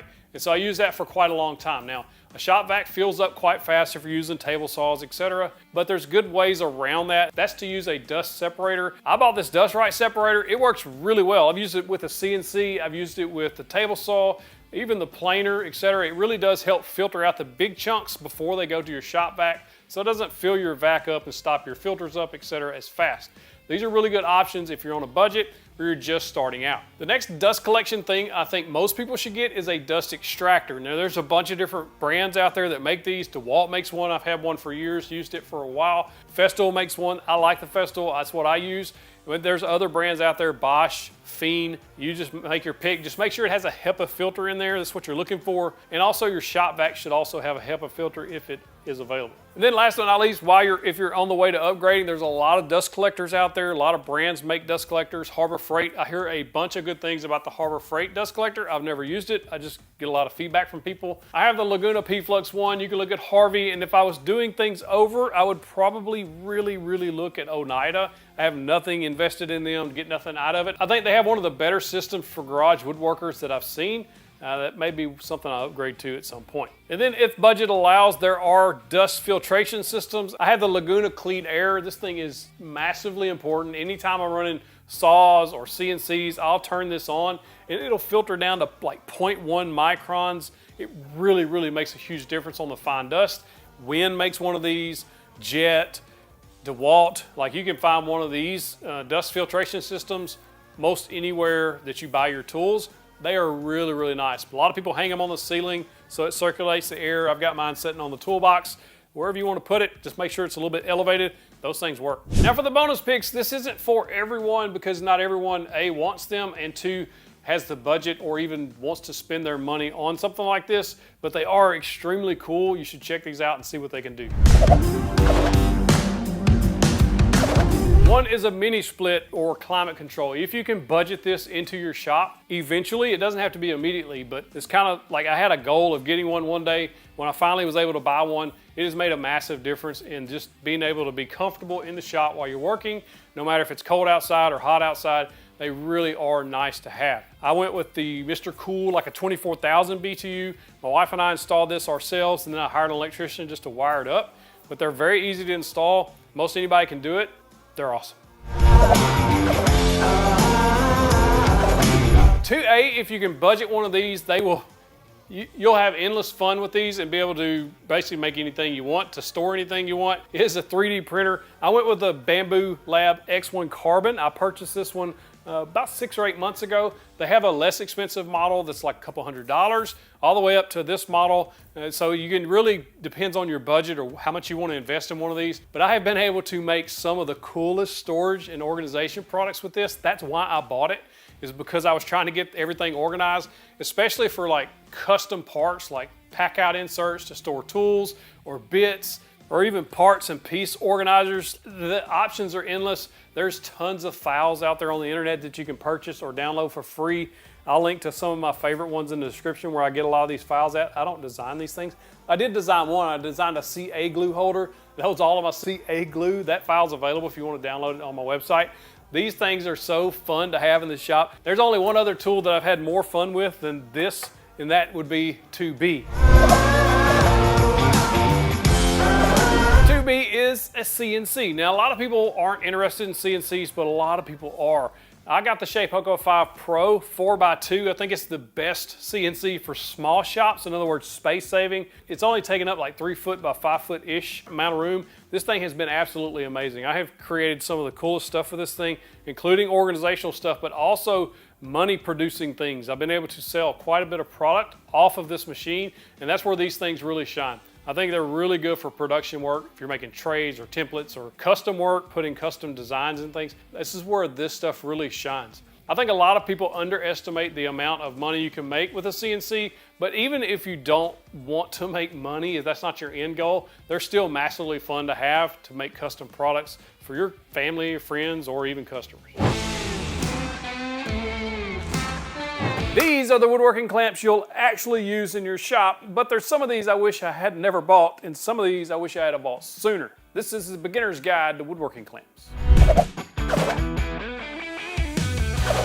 Over the years, I went through a bunch of different styles of clamps and which ones worked for me and which ones didn't. The first clamps I ever bought were these black and red clamps. These are from Walmart, and I bought them for about $3 a piece. I still have like 4 of them left, but the majority of them broke because they were so cheaply made and you just couldn't put any pressure to speak of to hold things together. Now I think these quick clamps or squeeze clamps are some of the first you should buy as a beginner woodworker because for one, they're very inexpensive, and for 2, they work well for holding things together while you just attach it or put a screw through it, or just holding things in place till the glue dries. That's why I like them. I highly recommend the Irwin brand.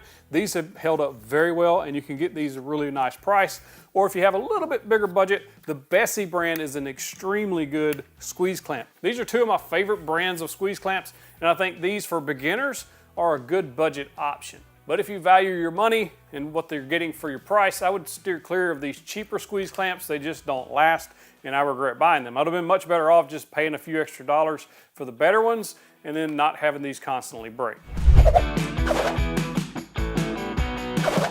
There's a couple of extra squeeze clamps that I'll recommend, but not yet. You shouldn't buy those in the beginning. I think the next clamp you should buy is absolutely the F clamp. This is one of, if not the most used clamp in my shop. I've used these thousands of times for various different reasons. I literally used to make glue ups with these, so like panels, table legs, things like that. On these, you just have to put a sacrificial piece in there so that the smaller pieces doesn't make an indentation in the wood. Or if it does make the indentation, it does it in the scrap piece. There's one brand of F clamps that I don't recommend. And don't hate on me because I'll recommend them later, the brand.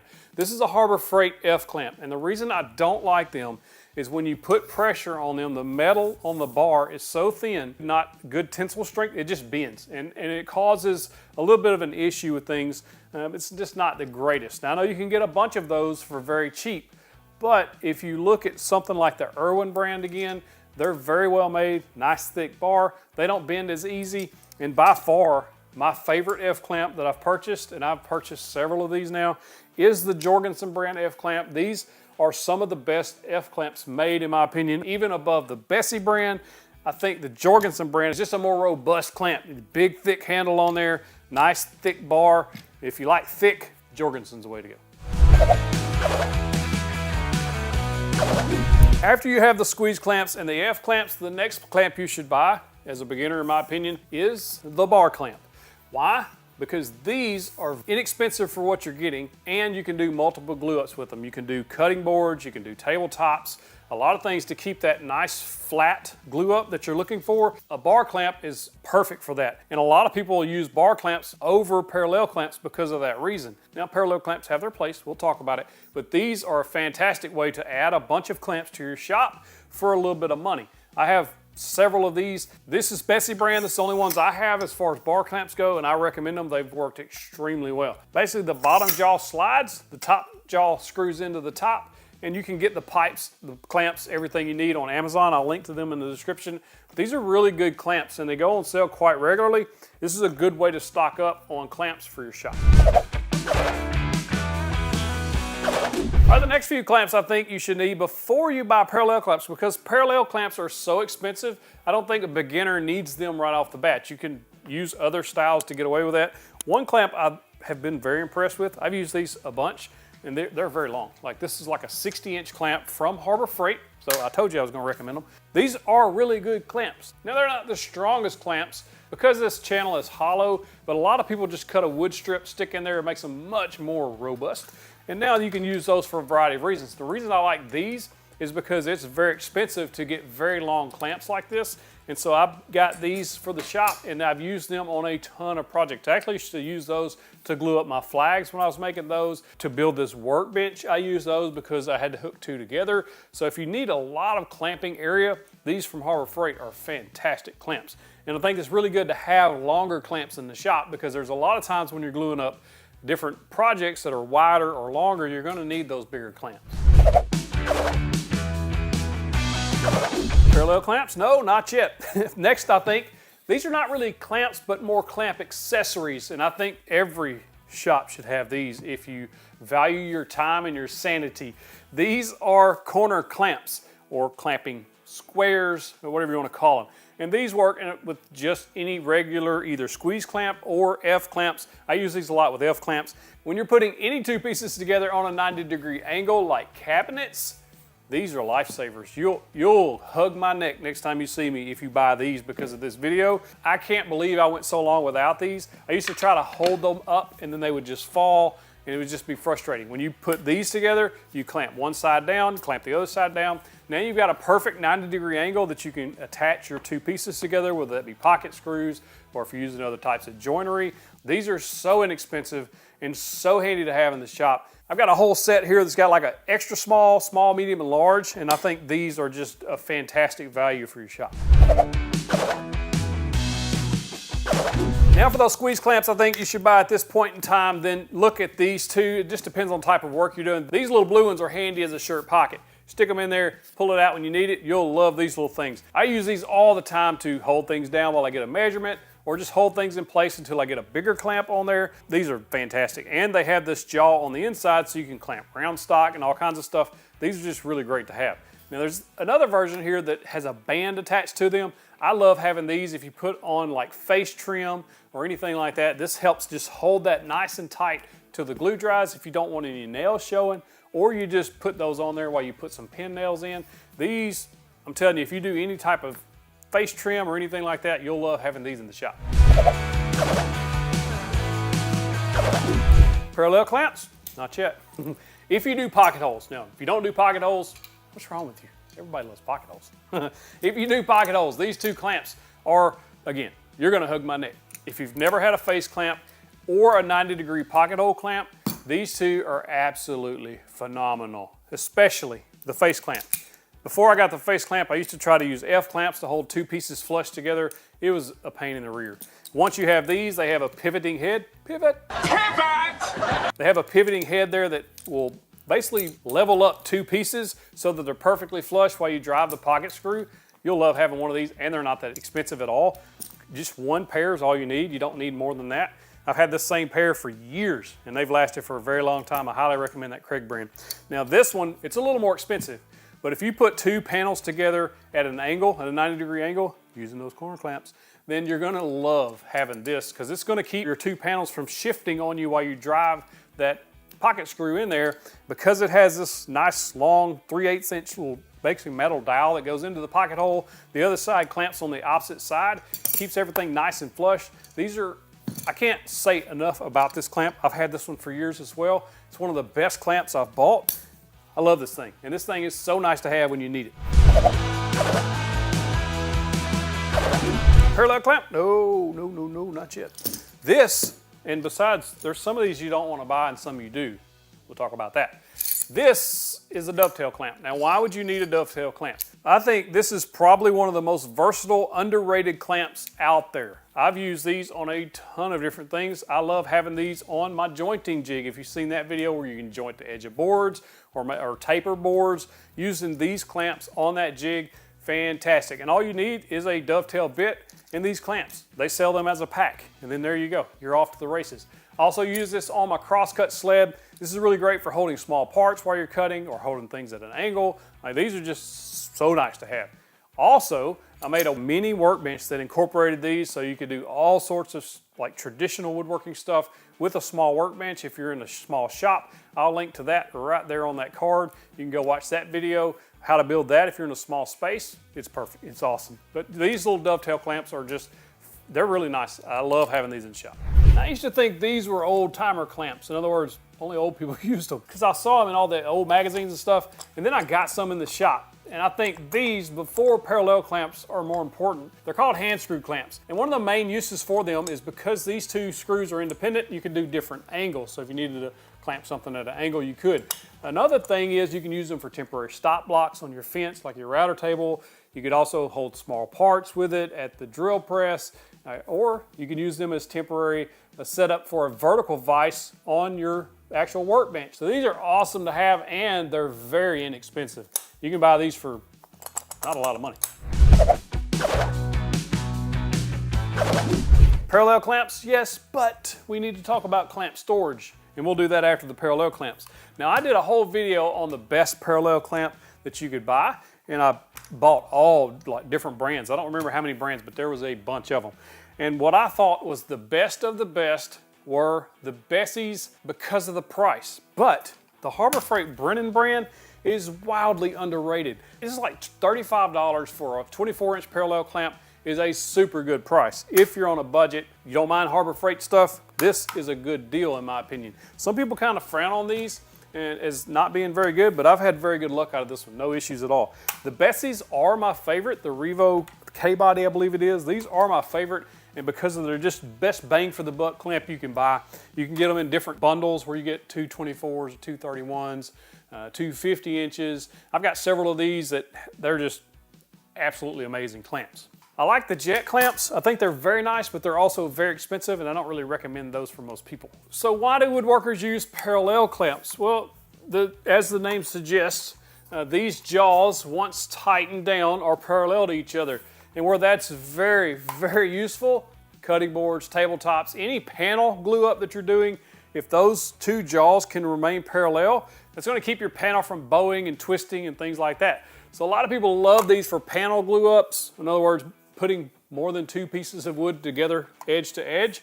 So these are really handy to have for that purpose. So if you're doing a lot of that work, you'll appreciate parallel clamps. And if you're not, then you really don't need them. While they are useful for doing things like cabinets and things, because you can hold, again, parallel. I've used them for that. You could seriously get away with only using these bar type clamps or other types versus parallel clamps and save a lot of money. Before we get to clamp storage, what size do you need? Well, it just depends on what you're making, right? So if you're making a lot of cutting boards, then a 24, probably a 36-inch clamp, like this 36-inch bar clamp, will be perfectly fine. When you start making tabletops, things like that, you're gonna wanna get bigger clamps, longer clamps, but there's a lot of different versions. This is a 24-inch parallel clamp. They have 31-inch, they have 50-inch. So it just depends on what you're making. On the F clamps, a lot of times I prefer the 36-inch, but it's always nice to have some smaller versions as well. I have this small set of Bessies you see here on this rack. I use these all the time to hold small parts. Having a good variety is nice, but if you only have the budget starting out for one size, 36-inch seems to be kind of the best middle ground. Now when you first start out, you're only gonna have a few clamps and you're not really gonna have to worry about storage, but I like them, I love them, I want some more of them. That's kind of how we think about clamps as woodworkers. So you have to figure out a way to store these. Now you can do it a bunch of different ways. There's literally hundreds of ways to store them, and I've come up with a few that worked well in my shop. First and foremost, I just made some out of plywood. Now for these small F clamps like you see here, you're just gonna cut slots in them that'll fit right through there. It works perfectly fine. You could literally do that for any of the clamps. And then I also have these from Rockler that are just made for specific style clamps. So these are made for the parallel clamps. There's a set made for the bar clamps, and then there's a set made for the F style clamps. I like these because A, they're not very expensive. I didn't have to make them. I'm lazy. They're cheap, easy, and you just screw them into a solid wall and then you can just store your clamps. Time saver, basically. Then also my mobile tool cart, I was able just to incorporate some clamp racks in that, just so that I would have clamps handy on the tool cart. So you see there's a variety of ways to store clamps in your shop depending on how you use them. I even have some stored under this toolbox. These are the first 5 hand tools every beginner woodworker should buy, and I think in this order. You let me know if you agree. Number 1 on the list, the tape measure, the mighty tape measure. Every woodworker on earth, well, every woodworker in America anyway, America has to have a tape measure, and it really doesn't matter which one you pick in most cases. A lot of people just pick up the old standby Stanley 25-foot tape measures. That's what I started out with in 1995 in construction. Those work okay. There are better options. I'll give you my opinion on those. The reason there's a better option, this is the Fast Cap old standby. This is my favorite. I have like 4 of these in the shop. The reason I like these is it's durable. It's a 16-foot tape. Doesn't take up a lot of belt space. It's not heavy. It's not bulky. And in most wood shops, you don't need a tape measure over 16 feet 99% of the time. So these are just handy to have. And they're also very inexpensive. The number 2 reason I like these is the blade is protected. So if you do drop this, it's less likely to damage that. It has a nice rubber coating. So these are a little more durable than the metal housed tape measures that you see like this old Stanley's. For instance, this Lufkin here, you can see that the blade sticks way down underneath the tape measure. So if you drop this, which you will drop your tape measures, it's gonna land on that blade. It'll bend that and throw it out of whack. You don't want that. Fast Cap also makes this lefty-righty tape measure that's pretty neat, especially if you're a beginner and you kind of get confused on the what's an 1/8 or 3/4 or 5/8. This has that pre-marked on there so you can easily read that, and you get to read the measurements from both sides of the tape, whereas other tape measures basically have it upside down, you know, or right side up, whichever way you're looking at it. So the lefty-righty will have it printed on both sides. Same overall design as the old standby that I like so much. Same form factor, everything. It just has a different tape measure inside. One main thing to keep in mind on a tape measure, it doesn't matter what tape measure you go with. If you have more than one in the shop, only use one for the project, because even similar tape measures or same name brand tape measures can be off from each other. As you can see in this clip here, I've got 3 different tape measures and they all 3 read different. So you just keep that in mind because of the difference in the slack in the blade, as well as if that's bent or not. Just pick one, use it for the project. The number 2 hand tool you should absolutely buy as a beginner is a square. Now, if you look online or in store, you're gonna see so many options of squares, it can get confusing. But we're gonna clear that up for you right now. Buy a Swanson Speed Square as your first square. This will do most everything you're gonna need. This aluminum version is a 7-inch square, 7 inches on one side. You can mark angles with it, and you can draw 90-degree angles with it or 90-degree marks with it, so you can cut those 90-degree cuts. This is, in my opinion, the best square for most projects for most beginners. Now, you may need a bigger square from time to time, and a framing square is what you're going to want to get. These are very inexpensive, and it's just a good starting point. These 2 squares will accomplish a lot, and you can usually pick up both of them for less than $20 together. Couple of features of the Speed Square is it has that shoulder, so you're going to be able to lay it on top of a 2x4, 2x6, or any other stock and make that mark. Super easy. It also has graduated marks up the edge so that you can just use this where it says pivot. Pivot. And you can turn it down to whatever angle you're needing to cut, make that mark, and then you're good to go. When you're looking at framing squares, don't go cheap here. Just pick a name brand, Stanley or one of the other Empire, any of that stuff. When you get the framing square in the shop, the first thing you do is you find a square edge like a piece of plywood or your tabletop, butt that up against it and make sure it's tight along this short edge. This long edge, you're going to scribe a mark with your pencil.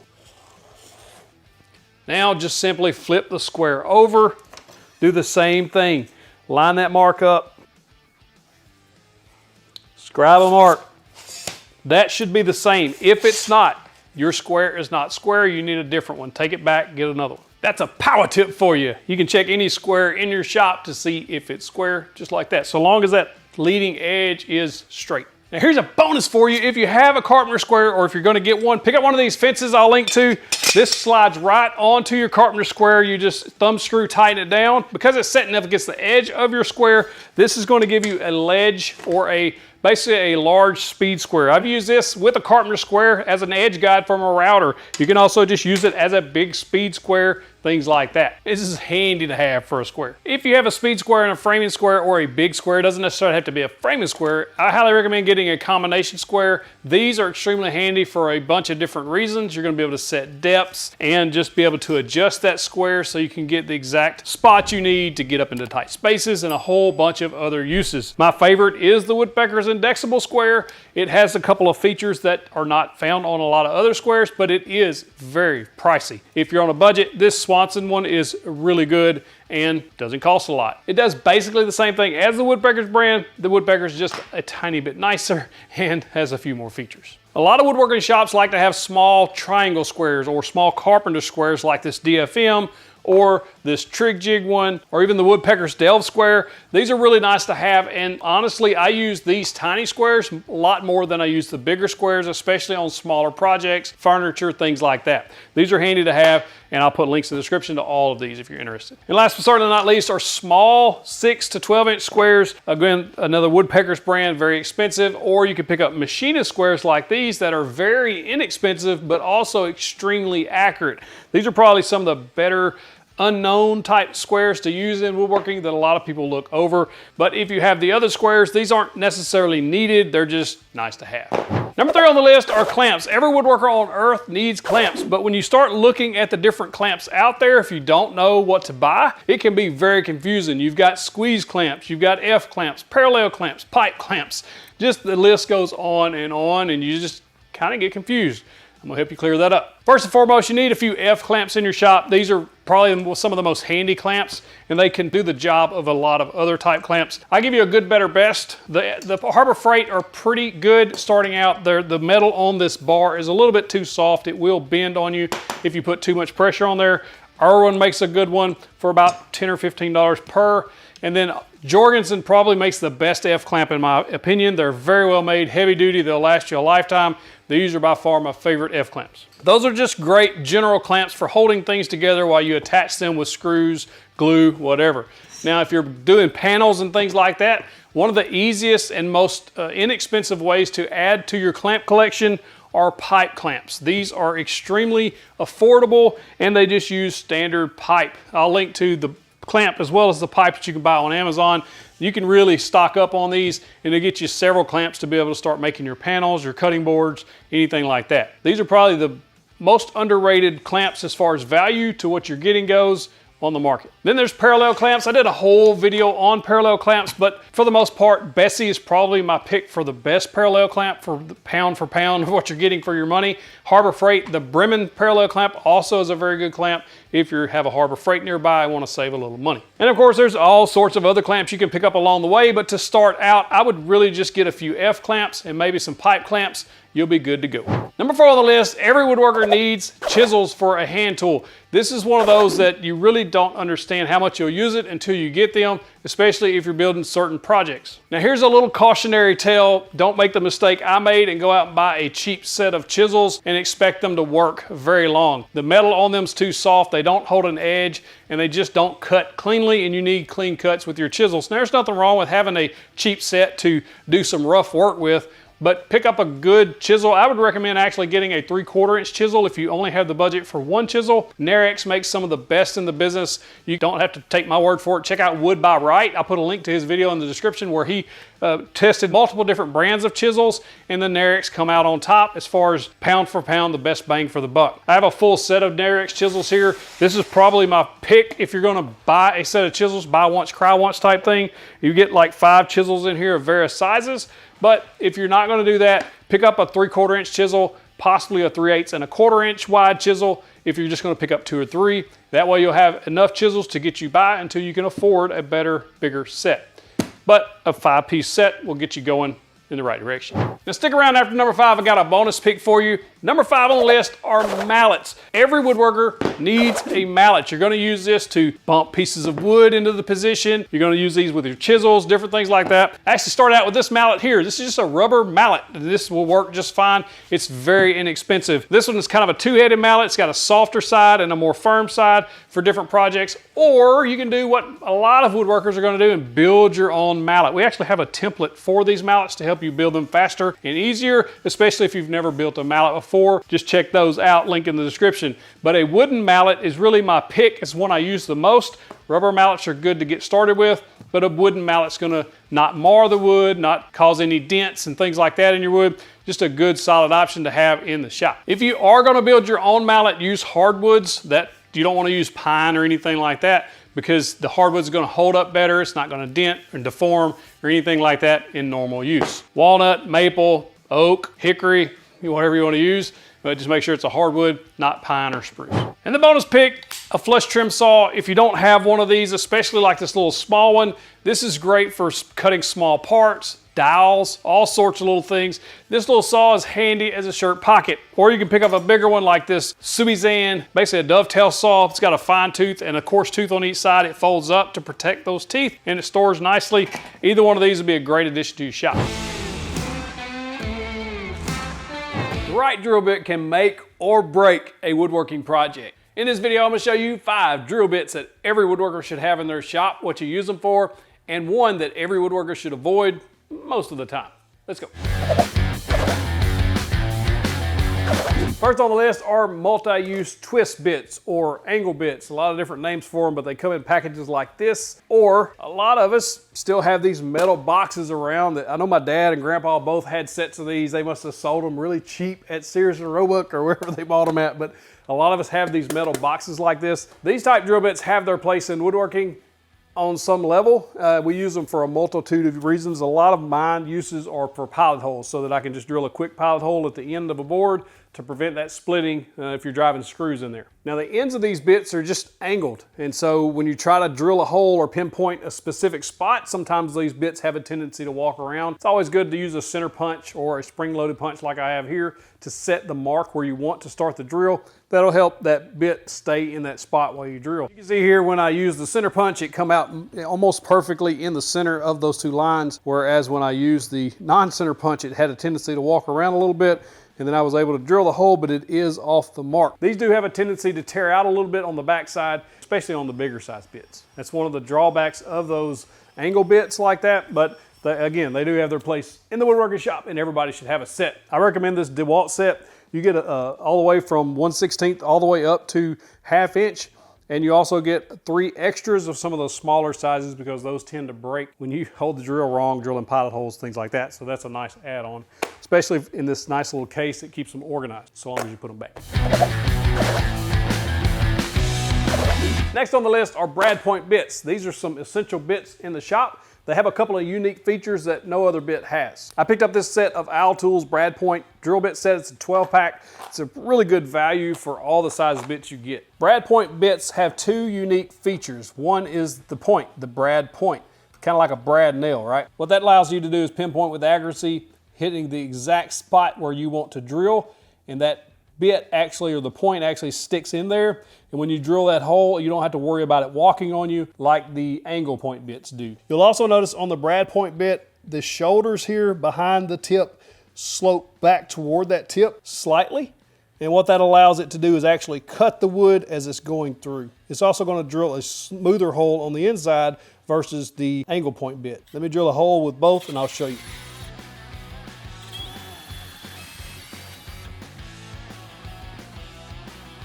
Brad point bits are excellent for drilling a specific spot or just drilling like a small hole so you can put a dowel in and cap over a screw head, something like that. Just a really good option to have in the shop. If you're interested in any of the drill bits I show today, there'll be links in the description below to each one.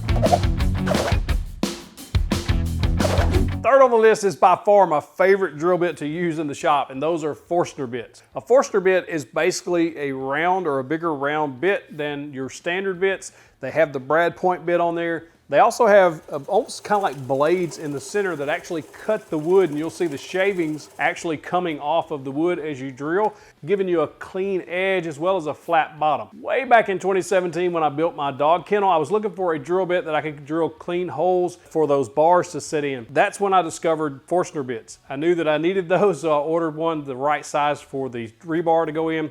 And from then I was hooked. I went on to use them in my stove covers where I drilled 2 holes and then connected them with a jigsaw to create a handle. You can also use Forstner bits to drill angled holes where it's very hard to do that with other type bits. And you could also drill at the edge of boards as well as connecting them together to make oblong holes or to just to hog out material for your mortises. I have this nice set of Irwin Forstner bits that I bought about $50-ish or so. It's a pretty good set. I do see that they start to dull after several uses, especially if they start heating up. But they are a very good option for beginners or those on a budget. I've recently invested in a set of Fish Wave Forstner bits. Now these are very expensive compared to the Irwin bits, but you're getting what you paid for, in my opinion. Now, these Fish Wave bits, on the outer rim of them, you'll see this kind of a wavy serrated design. That really makes a very smooth cut, where you'll see the Irwin brand has the kind of a sawtooth design, which more tears through the wood. It's still cutting it, but it's cutting it kind of like a saw blade, where the Fish Wave bits are almost slicing the wood fibers. What that wavy design does is create less friction, and less friction is going to create less heat buildup. And heat is the enemy of sharp blades. The lower the temperature you can keep your bits and blades, the longer they're going to stay sharp and the longer they're going to last you. Fish bits can also be resharpened up to 30 times, so that's kind of a long life bit for you. That's one of the reasons I love these fish bits. When you're using Forstner bits or any larger bit, the lower speed actually helps the bit out. The higher the speed, you're going to create more heat and just create more work for the bit. So just remember, the larger the bit, the lower the speed. On drill presses especially. On the fish side, you see that this is very smooth all the way around. On the inside, there's a tiny bit of fraying right there, nothing major. A little bit of sandpaper, that's gone. This side, there is a little bit of tear out all the way around the edge, or in a couple of different places on the edge, and the inside is quite a bit rougher than on the fish side. So these, because of the design of this sawtooth design, it's cutting a little bit rougher, and the bottom is also rougher. So these fish bits cut much smoother than other types. One of the best ways to prevent tear out with a Forstner bit is to drill until the point of that bit goes through the other side, and then drill in from the other side like this. The tip just comes through. Switch sides. There you go. I'll say this, I've been woodworking for a long time, and I've used several different bits. If you have the budget, get the wave bits. They'll last you likely a lifetime or very close to it. If you're on a budget, get this Irwin set. These are really great bits for what you're getting for the price. I'll also say Freud bits have the wavy edge, and they're very good as well. Forstner bits and drill presses work beautifully together. They're almost made for each other, like Oreos and milk, peas and carrots, Woodworkers and sawdust. They work together well. If you have a drill press, you want a good set of Forstner bits. This is a wind drill press. I've got a review on the channel way back a few years ago. This has served me well for a budget beginner drill press. I really recommend this one. Who likes peas and carrots anyway?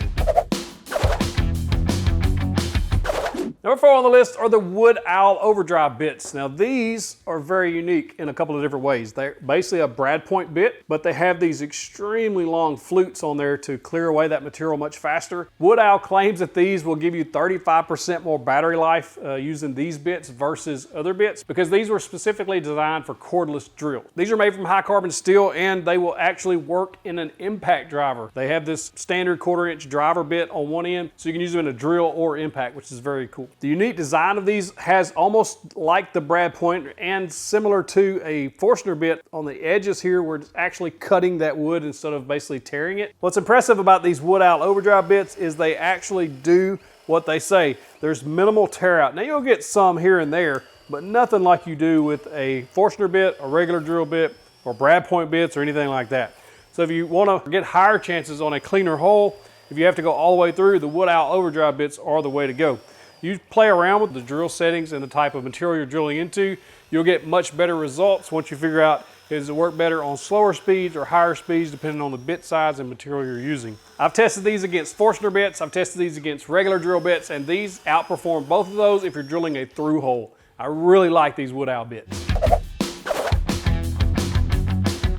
Number 5 on the list, and don't forget to stick around for the one you should avoid. Number 5 are countersink bits, and I'm going to throw self-centering drill bits in this mix because they're both not the same, but in the same group, I think. Anyway, what do you think? Self-centering drill bits are made for centering in a hole, especially for hinges. If you try to take a drill bit and hit the exact center of the hole on a hinge, you're likely going to be off one way or the other, and that's going to throw your cabinets off when the screw pulls the hinge wrong.